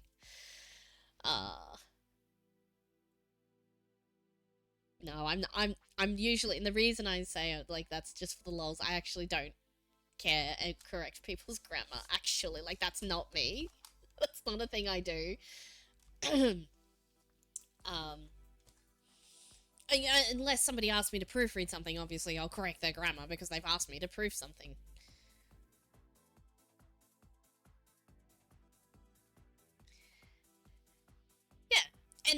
and I have to point out, look, Cap, listen, please take this to heart when I say this was purely for the memes, and I don't expect people typing in a chat, in a Twitch chat, really quickly on a keyboard while there's plenty of stuff happening and lots of things and the conversation goes really fast. I barely expect you to get, like, half of the things that, like, what I'm trying to say is, you don't have time to check your grammar and spelling while you're typing things out in a Twitch chat. Like, that's ridiculous. I don't expect you to. The fact you were saying the word grammar and it was, like, the thing, I just wanted to have a bit of fun. But what my true, if you want to know my true feelings on the matter, I highly expect you to misspell and not have good grammar on any of the things you type in Twitch, because it's like, most of the time, it's not, it's the context, sorry, what I'm trying to say, the context in which you're writing does not require it. As long as I can understand what you're saying, you could completely misspell a word, and as long as I understand it, it doesn't matter. That it's gone. Like, it's 5 minutes ago and it's disappeared. Like, it's transient conversation. It'd be like, oh, why aren't you speaking out loud, in proper sentence? Nobody does that. So we're having a conversation and you're using conversational text. That is fine. The bits where you should be looking at your grammar, and you should be, is when you are putting things up for other people to read that will stay up for a while and they will look at and they'll take time to read, and that you also have time to review before you post it up, or before you publish it, or before you send it. So if you've got the ability to take the time to like fix up your grammar, fix up your spelling and that sort of thing, and the kind of thing, like making a Facebook post, I feel like is one of those times where it's like, if you're making a post for a lot of people to read and you're making a point, your point is undermined if you have a lot of spelling and grammar mistakes, because people won't take you seriously, because it doesn't look like you've taken the time and the effort into your words. Therefore, you haven't taken any time and effort for the thoughts you're putting down on the paper. So, that is why people judge people a lot on, like, social media and things for poor grammar and spelling, is because not necessarily that, I mean, they may say, oh yeah, low intelligence. No, not necessarily. What they are actually thinking is low effort.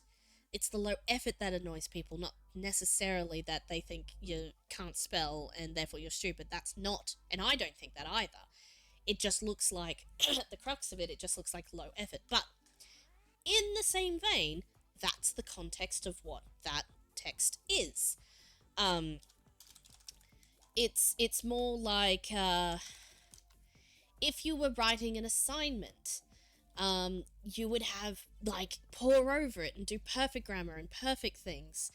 And then maybe a Facebook post would be pretty close. You spend a little bit of time in it. So the proportion to how important it is that you get your point across and that people see it and understand it, and if it's really important, if it's a throwaway post and you don't care, like, sure, maybe you put less effort into it.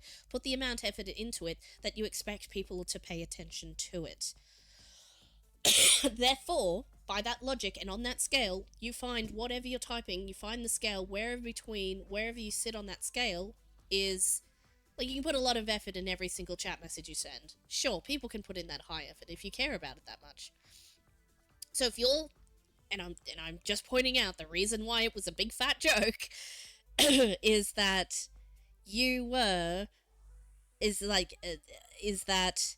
obviously I'm being sarcastic, because it's a Twitch chat. Like, it's gonna be gone in like 5 or 10 minutes. It's transient communication. Text messages can be the same way. I'd probably rate it a little bit more higher effort than a Twitch chat, because it might be there for half an hour while you, like, come back to it or reread it, and your text message chats might be a little longer. Like, for some of us folks who don't text as much,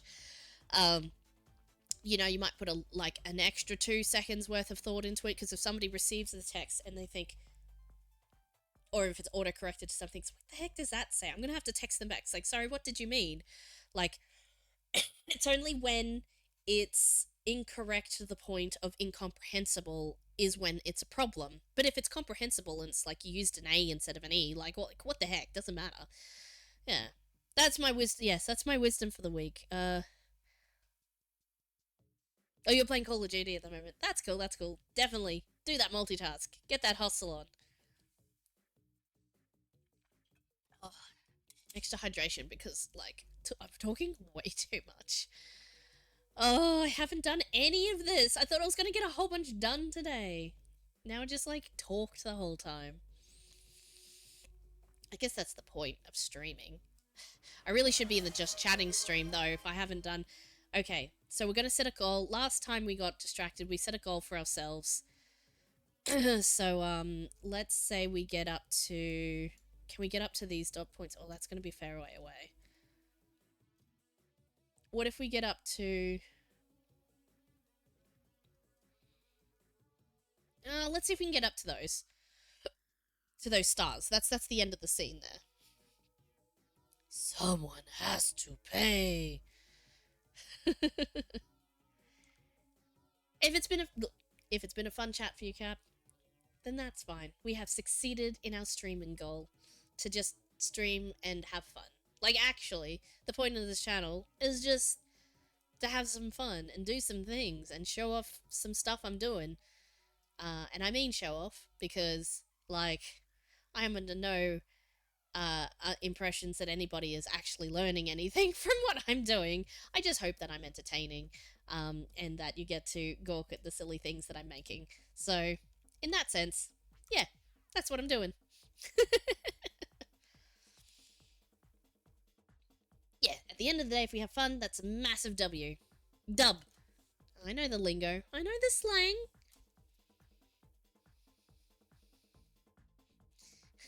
No cap. Fam? Because it's lit. That's what we say. Please don't use our slang. It's just cringe. I mean,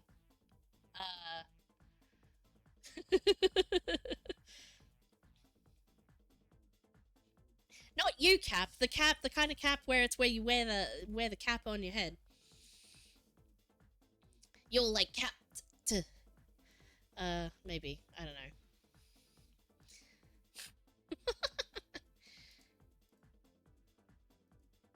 I really would like. I think I've in most of the slang that I know of the latest generations is I think I figured out the etymology. One is in sex and one is words. Whatever it is, of most of the words, like where they're derived from and their roots and that sort of thing. Like riz is charisma. Lit is if something's lit, if something's fire, if something's on fire, if something's hot. That's where it all comes from. If it's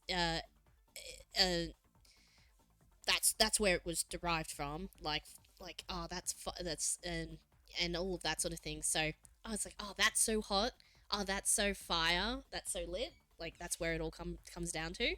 So it's just evolving. One sec.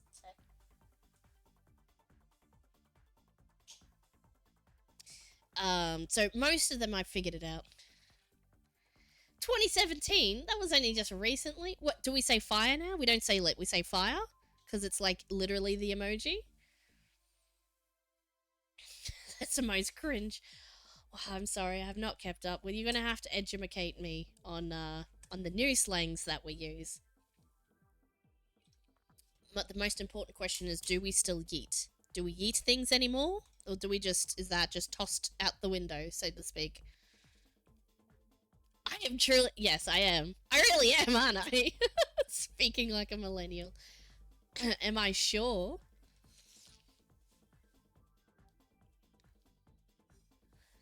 Isn't 2018 like just the other day? Like, I feel like that was only a couple of years ago. Right? Right, guys?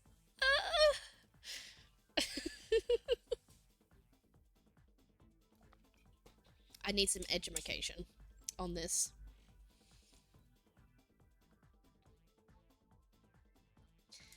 I mean, not all of it. Just the ones I need to know, I suppose.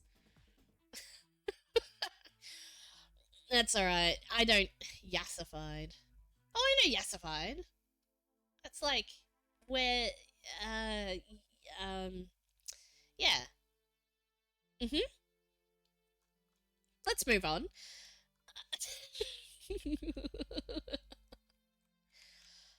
I like to learn new things. Like, I do try, and maybe that's the cringe.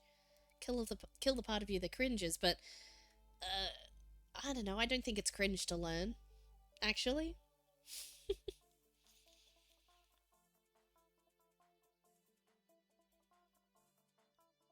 Skibidi. Oh, yeah, I know what it is. It's like it's out of the the the YouTube series. Yeah, I know all that. I know all of that stuff. Easy stuff. That's like pop culture at this point. I'm in a dollhouse. Yes. Safe house. The royal guards refer to it as the safe house, but I suppose yes we are. Okay, let's put in maximum effort.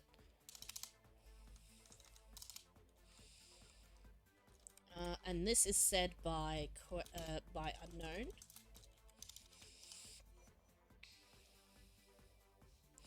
James appears. This is bro.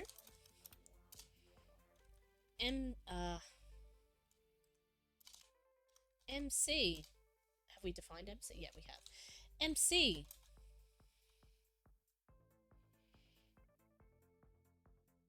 We had anime.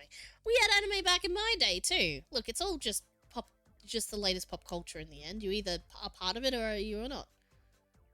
It's ruined children. I no, but no doubt, no doubt, no doubt. Ah, Cap, I have to point out. I'm sorry, I'm gonna have to pull you up there. But if you're saying that Skibidi is ruining children, because it's like random nonsense, we, I guess we didn't necessarily have the whole internet growing up, but like for the part of the time we were children and participating in internet culture, I participated in the first. We just had the first iteration of internet culture. It's all just internet culture, rinse and repeat. Like you would have had, and we had as well, like a little bit of the startings of it, like YTP, like junk random videos. It's random, like as ASDivia. Like we had Newgrounds, we had Flash, like not junk, like stuff that people put together and were creative. But like the best I can say is like random culture. Like that's what that is. And then you would have had that as well because it's been going since the start of the internet. So yes, you're still in internet culture. So what I'm saying is it's just another Skibidi is just another iteration of that same idea. Like it just evolved and it changed, but it's the same core. Random. It's random. Like we used to say, it's like, oh, that's so random. Like it's a very millennial thing of me to say. I understand this, but like, that's what we would say. But now you say Skibidi or whatever. It's always existed. Skibidi has always existed. It's just existed in different forms. And it's had different names. This is just the latest incarnation of it. It always, and probably existed before the internet, but I don't have very good resources for that. But meme culture has existed for a very long time. But it's more prevalent and more accessible to people now that we have the internet. So I'm just saying, like, it's just the new regeneration. Like the Doctor Who, it's like the same guy ostensibly. It's just he has a different face now. That's what it is. That's Skibidi.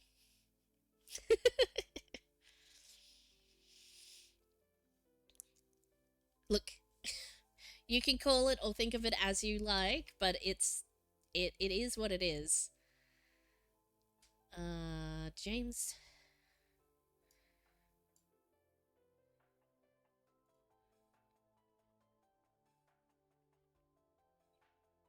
An insane Spider-Man. What?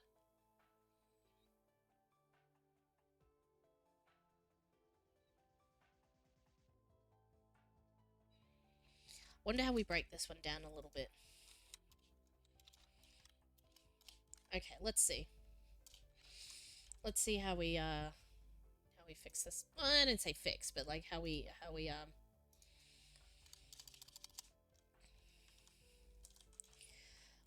edit it so that it fits.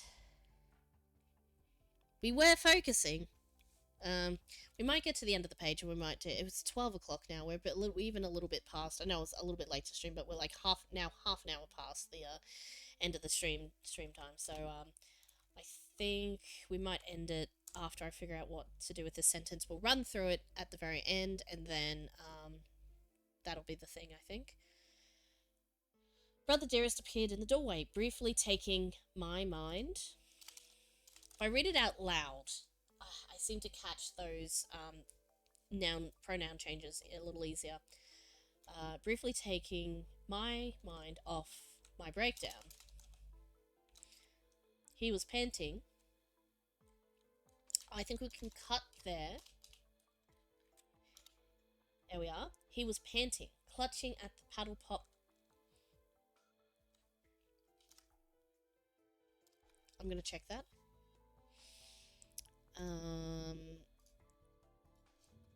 Paddle pop stick.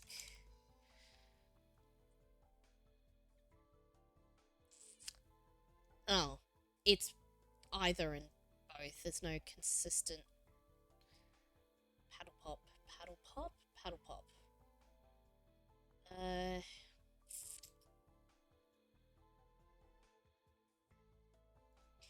I think a singular word is the most consistent, and the non-brand name version. Yeah, that's craft stores. Lots of them have it both ways.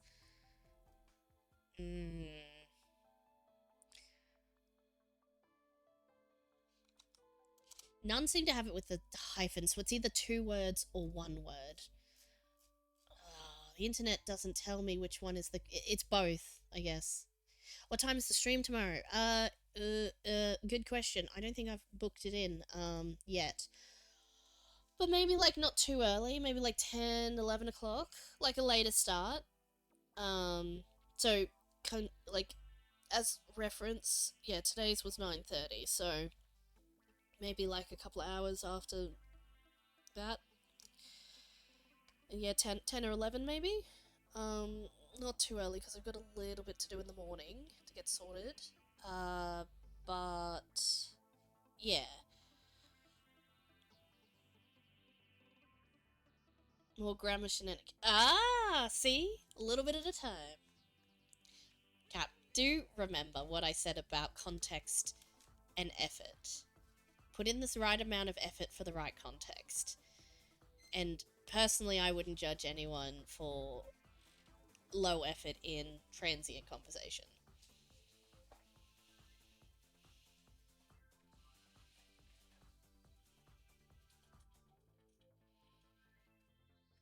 You can just watch the VOD later. I think we'll be right. This one. Somebody needs to trigger a dance break, because I haven't done a dance break in a while.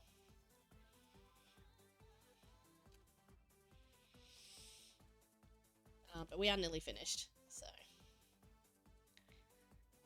Dance break! Now it doesn't count because I asked for it. It needs to be spontaneous. No, it's alright, we'll do a dance break. What songs do we want? Let's do... I'm gonna pause, because obviously we've just been listening to this. Dance breaks get special music. Let's pull up our special music for our dance break. Cap, would you like a brand new song right now for our dance break? I got plenty of credits. Somebody did say dance break. Give me the prompt. Nothing TOS friendly, please, but give me I'll copy and paste and put your prompt in. You know what I'm talking about.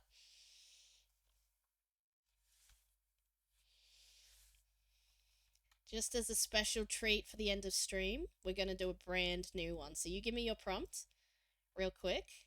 We'll do that. And I'll just do a little bit more of this while I'm waiting. And then you tell me when you're ready. That would be very slay. Heck yeah.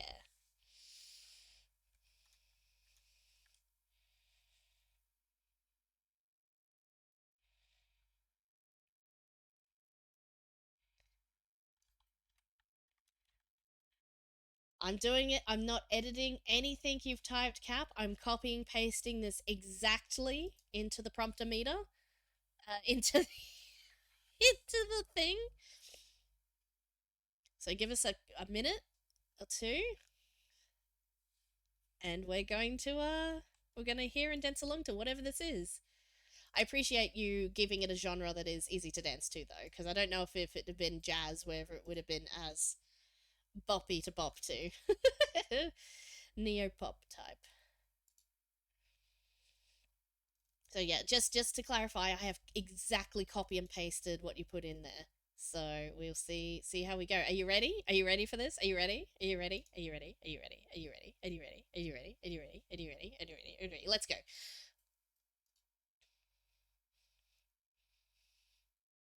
Oh, it's loading. Now it's loading. Oh dear. Now it's thinking. It's thinking very hard.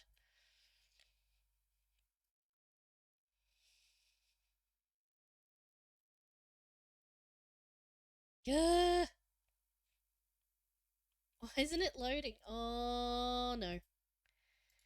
Oh, Opera's gonna crash. Oh no. Oh no. This is bad. This is very not good. One moment.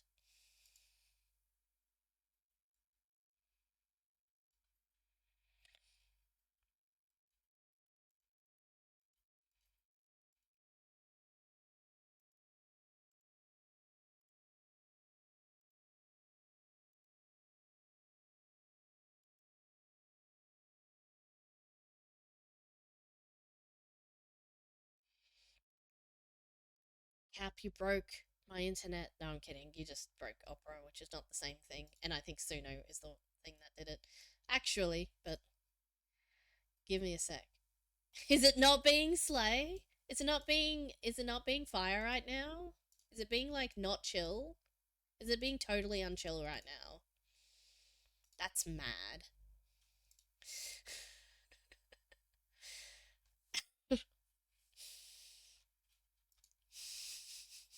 Did I just mix all of the things? It's so random that it's not working. That's so random. Now I did Gen X, I did Millennial, I did Z, and then I'm sure there was some Alpha in there with let's put in a Skivity for good luck. Um,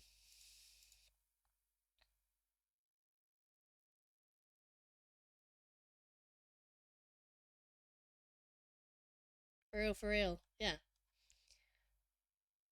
We used to look. You say FR for real, but like we used to say that. I mean, you stole it. You stole that for real. Like for Rizzle, we used to say for Rizzle, Izzle, and stuff like that. Not Slay, not Fire. Yeah, totally fam. Okay, here we go. Here we go. Here we go.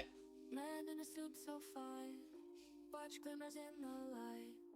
Tag how it tells the time, shining bright just right. DMable, you so sleek, racing down the street. Feel the power in my seat, engines rhythmic beat. Anime girls in my dreams, pixelated queen, virtual love supreme. In this neon gleam, city lights so bright, living for the night. Fast cars in my sight, everything feels right.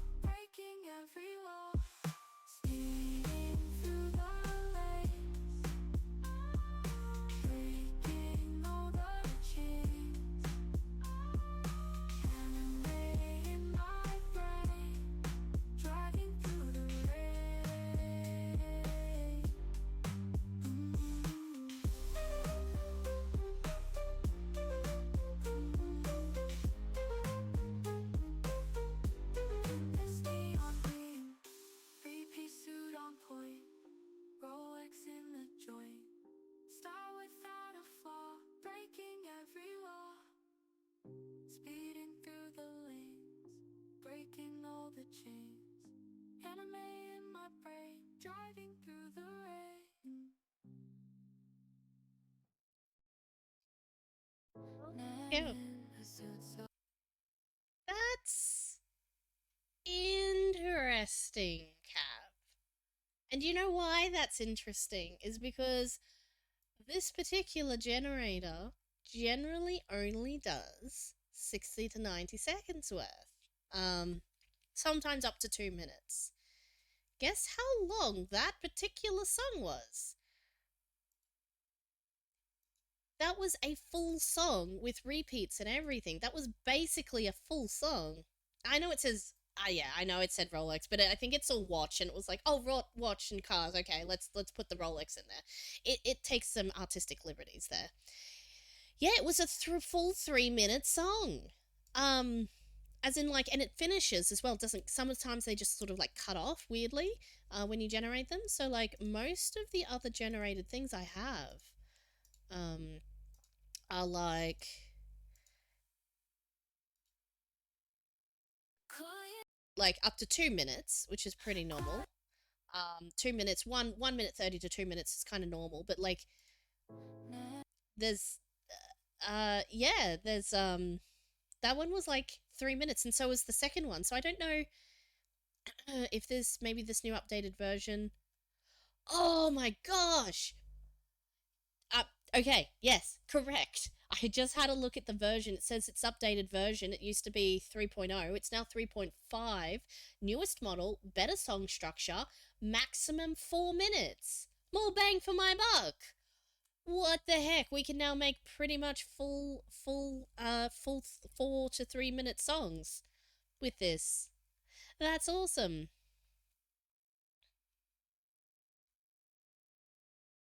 Oh, Cap, we can like what I'll do is I'll make a playlist, and then we can just like when you can choose like a few different ones. Like we can make a couple of them and put them in a ones to pick from. We'll quickly have a quick look at the second. It always generates two versions of a song with the same lyrics. So this will be the same lyrics, but it'll be slightly different like tune. I just want to see what it sounds like. Shining bright just right. BMW so sweet, racing down the street. Feel the Just more chill, power more in like my laid seat. back. Engines rhythmic beat. Anime girls in my dreams. Pixelated queens. Virtual love supreme in this neon gleam. Yeah. City lights so bright, living for the night.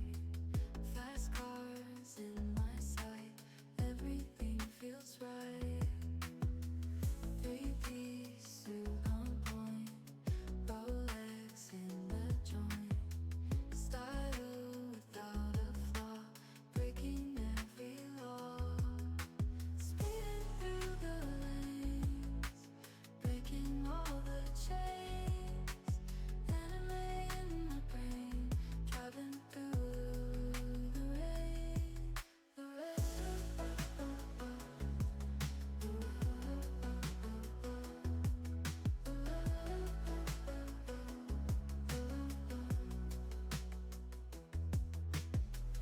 beat the leaves so bright, living for you in the night. Fast cars in I my might pull that up there because it goes on for the like the full 3 minutes of it. Cool. I am loving this. That's the Cap. That was the first song I've created with the new model. And I gotta say, definitely, yeah, better song structure, longer. The voice synthesizing is still good. I mean, I wouldn't say it's extremely better than previous, but maybe it's slightly better. But I love that like the structure is so much more structured, like as in it's a bit more pop flow than previous ones are a bit like were just felt a bit off occasion. It just wouldn't like quite hit like the peaks and the like you'd have to generate a few times to get some that like kind of didn't quite hit right in terms of flow of the song. So I guess that's what it mean by song structure. So this one perfectly flowed for both versions. Sometimes you get one version that flows and one version that doesn't when you ask for a generation, but both of them were really good in that respect. Like the musicality and how you want it to sound, of course, you just feed it more information to tell you, oh no, a bit more like this or a bit more like that. But like just the song in its song for the song's sake, I think it worked really well. Like it's structurally really well built. Um,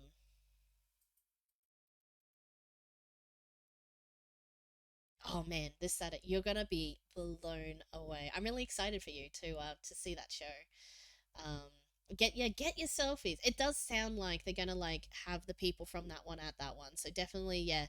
Um, oh man, I just can't remember the name of the guy, but it's like I didn't need to remember. Marcus. His name is Marcus. Um, because I didn't need to follow his lines for anything. Um, it was always like Ruby or Shakara, and and then the other guy on the piano, he hardly had any lines in the thing or like the parts to follow. So whilst he does sing in the show a bit, he was mostly the pianist, so I didn't need to like look for his name on the sheet either. So I can't remember his name, but like there's the one more dude, like maybe A or Alex or Adrian or something like that. I feel like maybe that's something along those lines, or I could be totally off. Um, maybe Anthony. I don't know. I know for some reason I have an A name in my head, but that could be totally wrong as well. But like he's really cool too, and it's amazing on the piano. But I just for the life of me can't remember his name right at the second. Um, gosh, that's really bugging me now. Uh, I'm sure it's somewhere on the paraphernalia that I have, so I should look it up. Yeah, get your selfies. Okay, so we're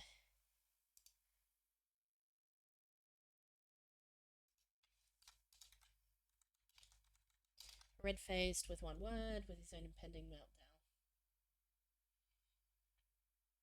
I think that's good. I think we have successfully navigated that sentence, and I think that looks good. Awesome. Um, that looks like let's save because I feel like we haven't saved for a while. Let's run it. Let's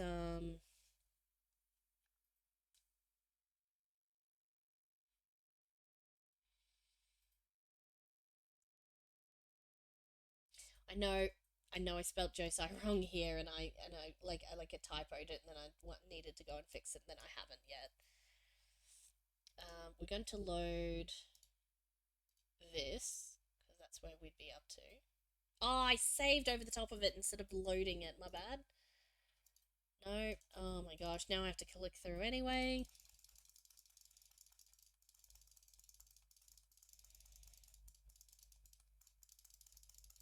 Now, in the next scene, it's just going to be dialogue because I haven't coded any of the background or the characters in.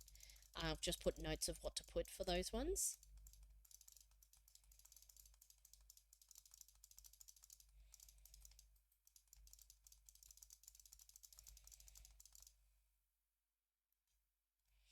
Alright, I'm going to save here. Yes. Gee, I'll go back. That save. Try not to, yeah, remember to. I try to remember not to save over the top of that. Every time I go to load it, I save over it instead. Oh, actually, I'll save I'll save a couple of copies because I've got heaps of save slots. So we fade out. When I came to, I was confused. This wasn't Grand's ceiling, and this wasn't one of her beds either. I sprang up, remembering the bread and James. James! I screamed, and then some more. I screamed, and then screamed some more, because there was a life-size fuzzy hedgehog standing next to me. In red overalls? As I looked over, as I looked closer, I might have to restructure that sentence. You can blame Bud for putting that there, but he insisted the princess loved her animal totems when she was smaller, and that would obviously calm you to have one by your side.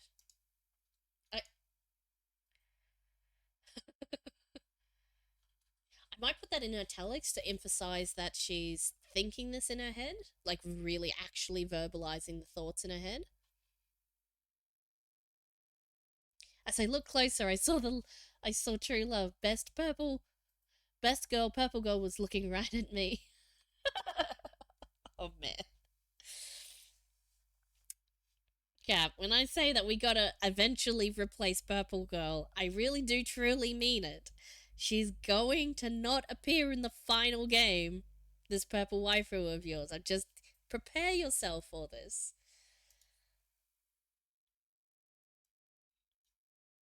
Mortimer?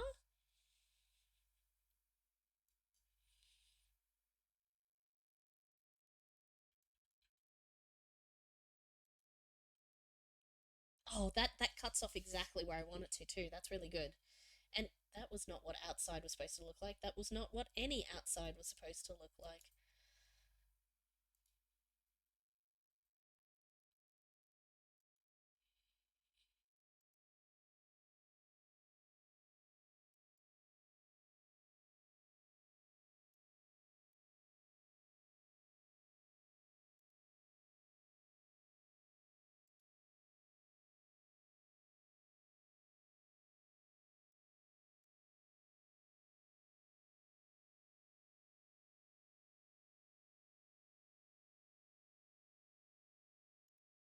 Cool. That's perfect. I think no notes. I maybe put some of that internal in, like the emphasized internal thoughts in italics, but other than that,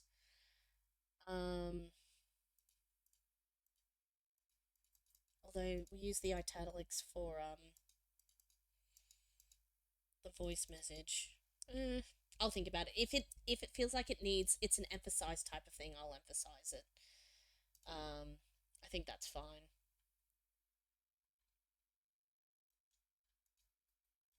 Probably just need to. Can I rename the project? Hang on, that's not what I want to do. Maybe not. That's alright. Yeah, I think we're done for today. I will get some more done off stream probably to just get it all sorted. And then perhaps eventually we'll be able to put some of the actual characters and the actual backgrounds in. So we'll work on a little bit of that next time. Yeah. In the meantime, tomorrow's stream will probably just be coding more of the things in, or I might do an art stream. We'll see which way it goes. But I definitely need to be working more on this. But there's some other things that I need to work on as well. So we'll see. Yeah. Anyways, we are done with that for now.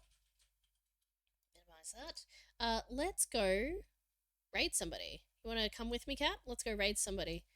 I know we don't have a lot of people with us today, but there could be some lurkers that don't necessarily show up or something like that.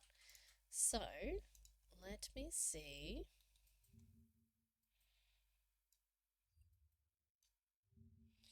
Who have we got to raid?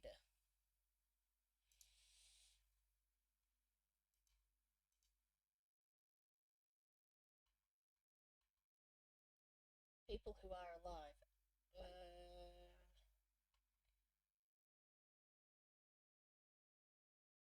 We got Crusade. We got Ivan. They're probably playing together by the look of that. I haven't raided Lost Paws before. They're playing Mario Gamer. What the heck is that? Let me just. I don't know what this is that they're playing. 1 second. Oh my god. Oh, ads. Ads! Let's try someone new? Yeah, why not? This guy's Cap, you be into this guy. He's into like anime and cool stuff and stuff like that. When the ads finally finish, pre-rolls, am I right? It takes courage to embrace your extraordinary. This San Diego. Yeah, like I'm going to fly to America. Here we go. Oh, it's Mario. Paper Mario. I want to fight the booze, to be completely honest with you. No underground? Yeah? I have no idea. Yeah, you're probably right. I mean, that's a very specific thing to like. Like, I don't not like BMW, but like, also I don't have a favorite car brand necessarily. Like, it's I'll just, cars in general is not something I'm passionate about. So like, you'll probably need to find someone who is, and then also has a preference for BMW. So that's like a subsect of a subsect. Nice, you hit it at the end. Okay, I was wondering how you do that one at the end. Yeah, this guy's cool. He's into anime, and I first found him, like, he played Genshin Impact, and I followed him for his gameplay on that. It was really good. Learned some things, all that sort of cool stuff. So Oh, he's in the air now. All right. yeah. Fucking deal. So why Big fucking why deal, the heck right? not? Let's raid. Let's raid. I need to find my thing. Shall we shag now or shall we Shag later, baby. Yeah. Um, yeah, baby. Where yeah. is? Let's do it. Yes, I agree. I need to find where my. Baby. Yeah, beneath the creepy steeple. So I guess we go to where all those Okay. those doofuses are. Let's go. Yeah. Are you guys ready? Ready to raid in 9, 8, 7, 6, 5, 4, 3, 2, 1. Let's go! Bye! Down we go. What? Catches. Boink. So these guys, I'm gonna need my Quake hammer again.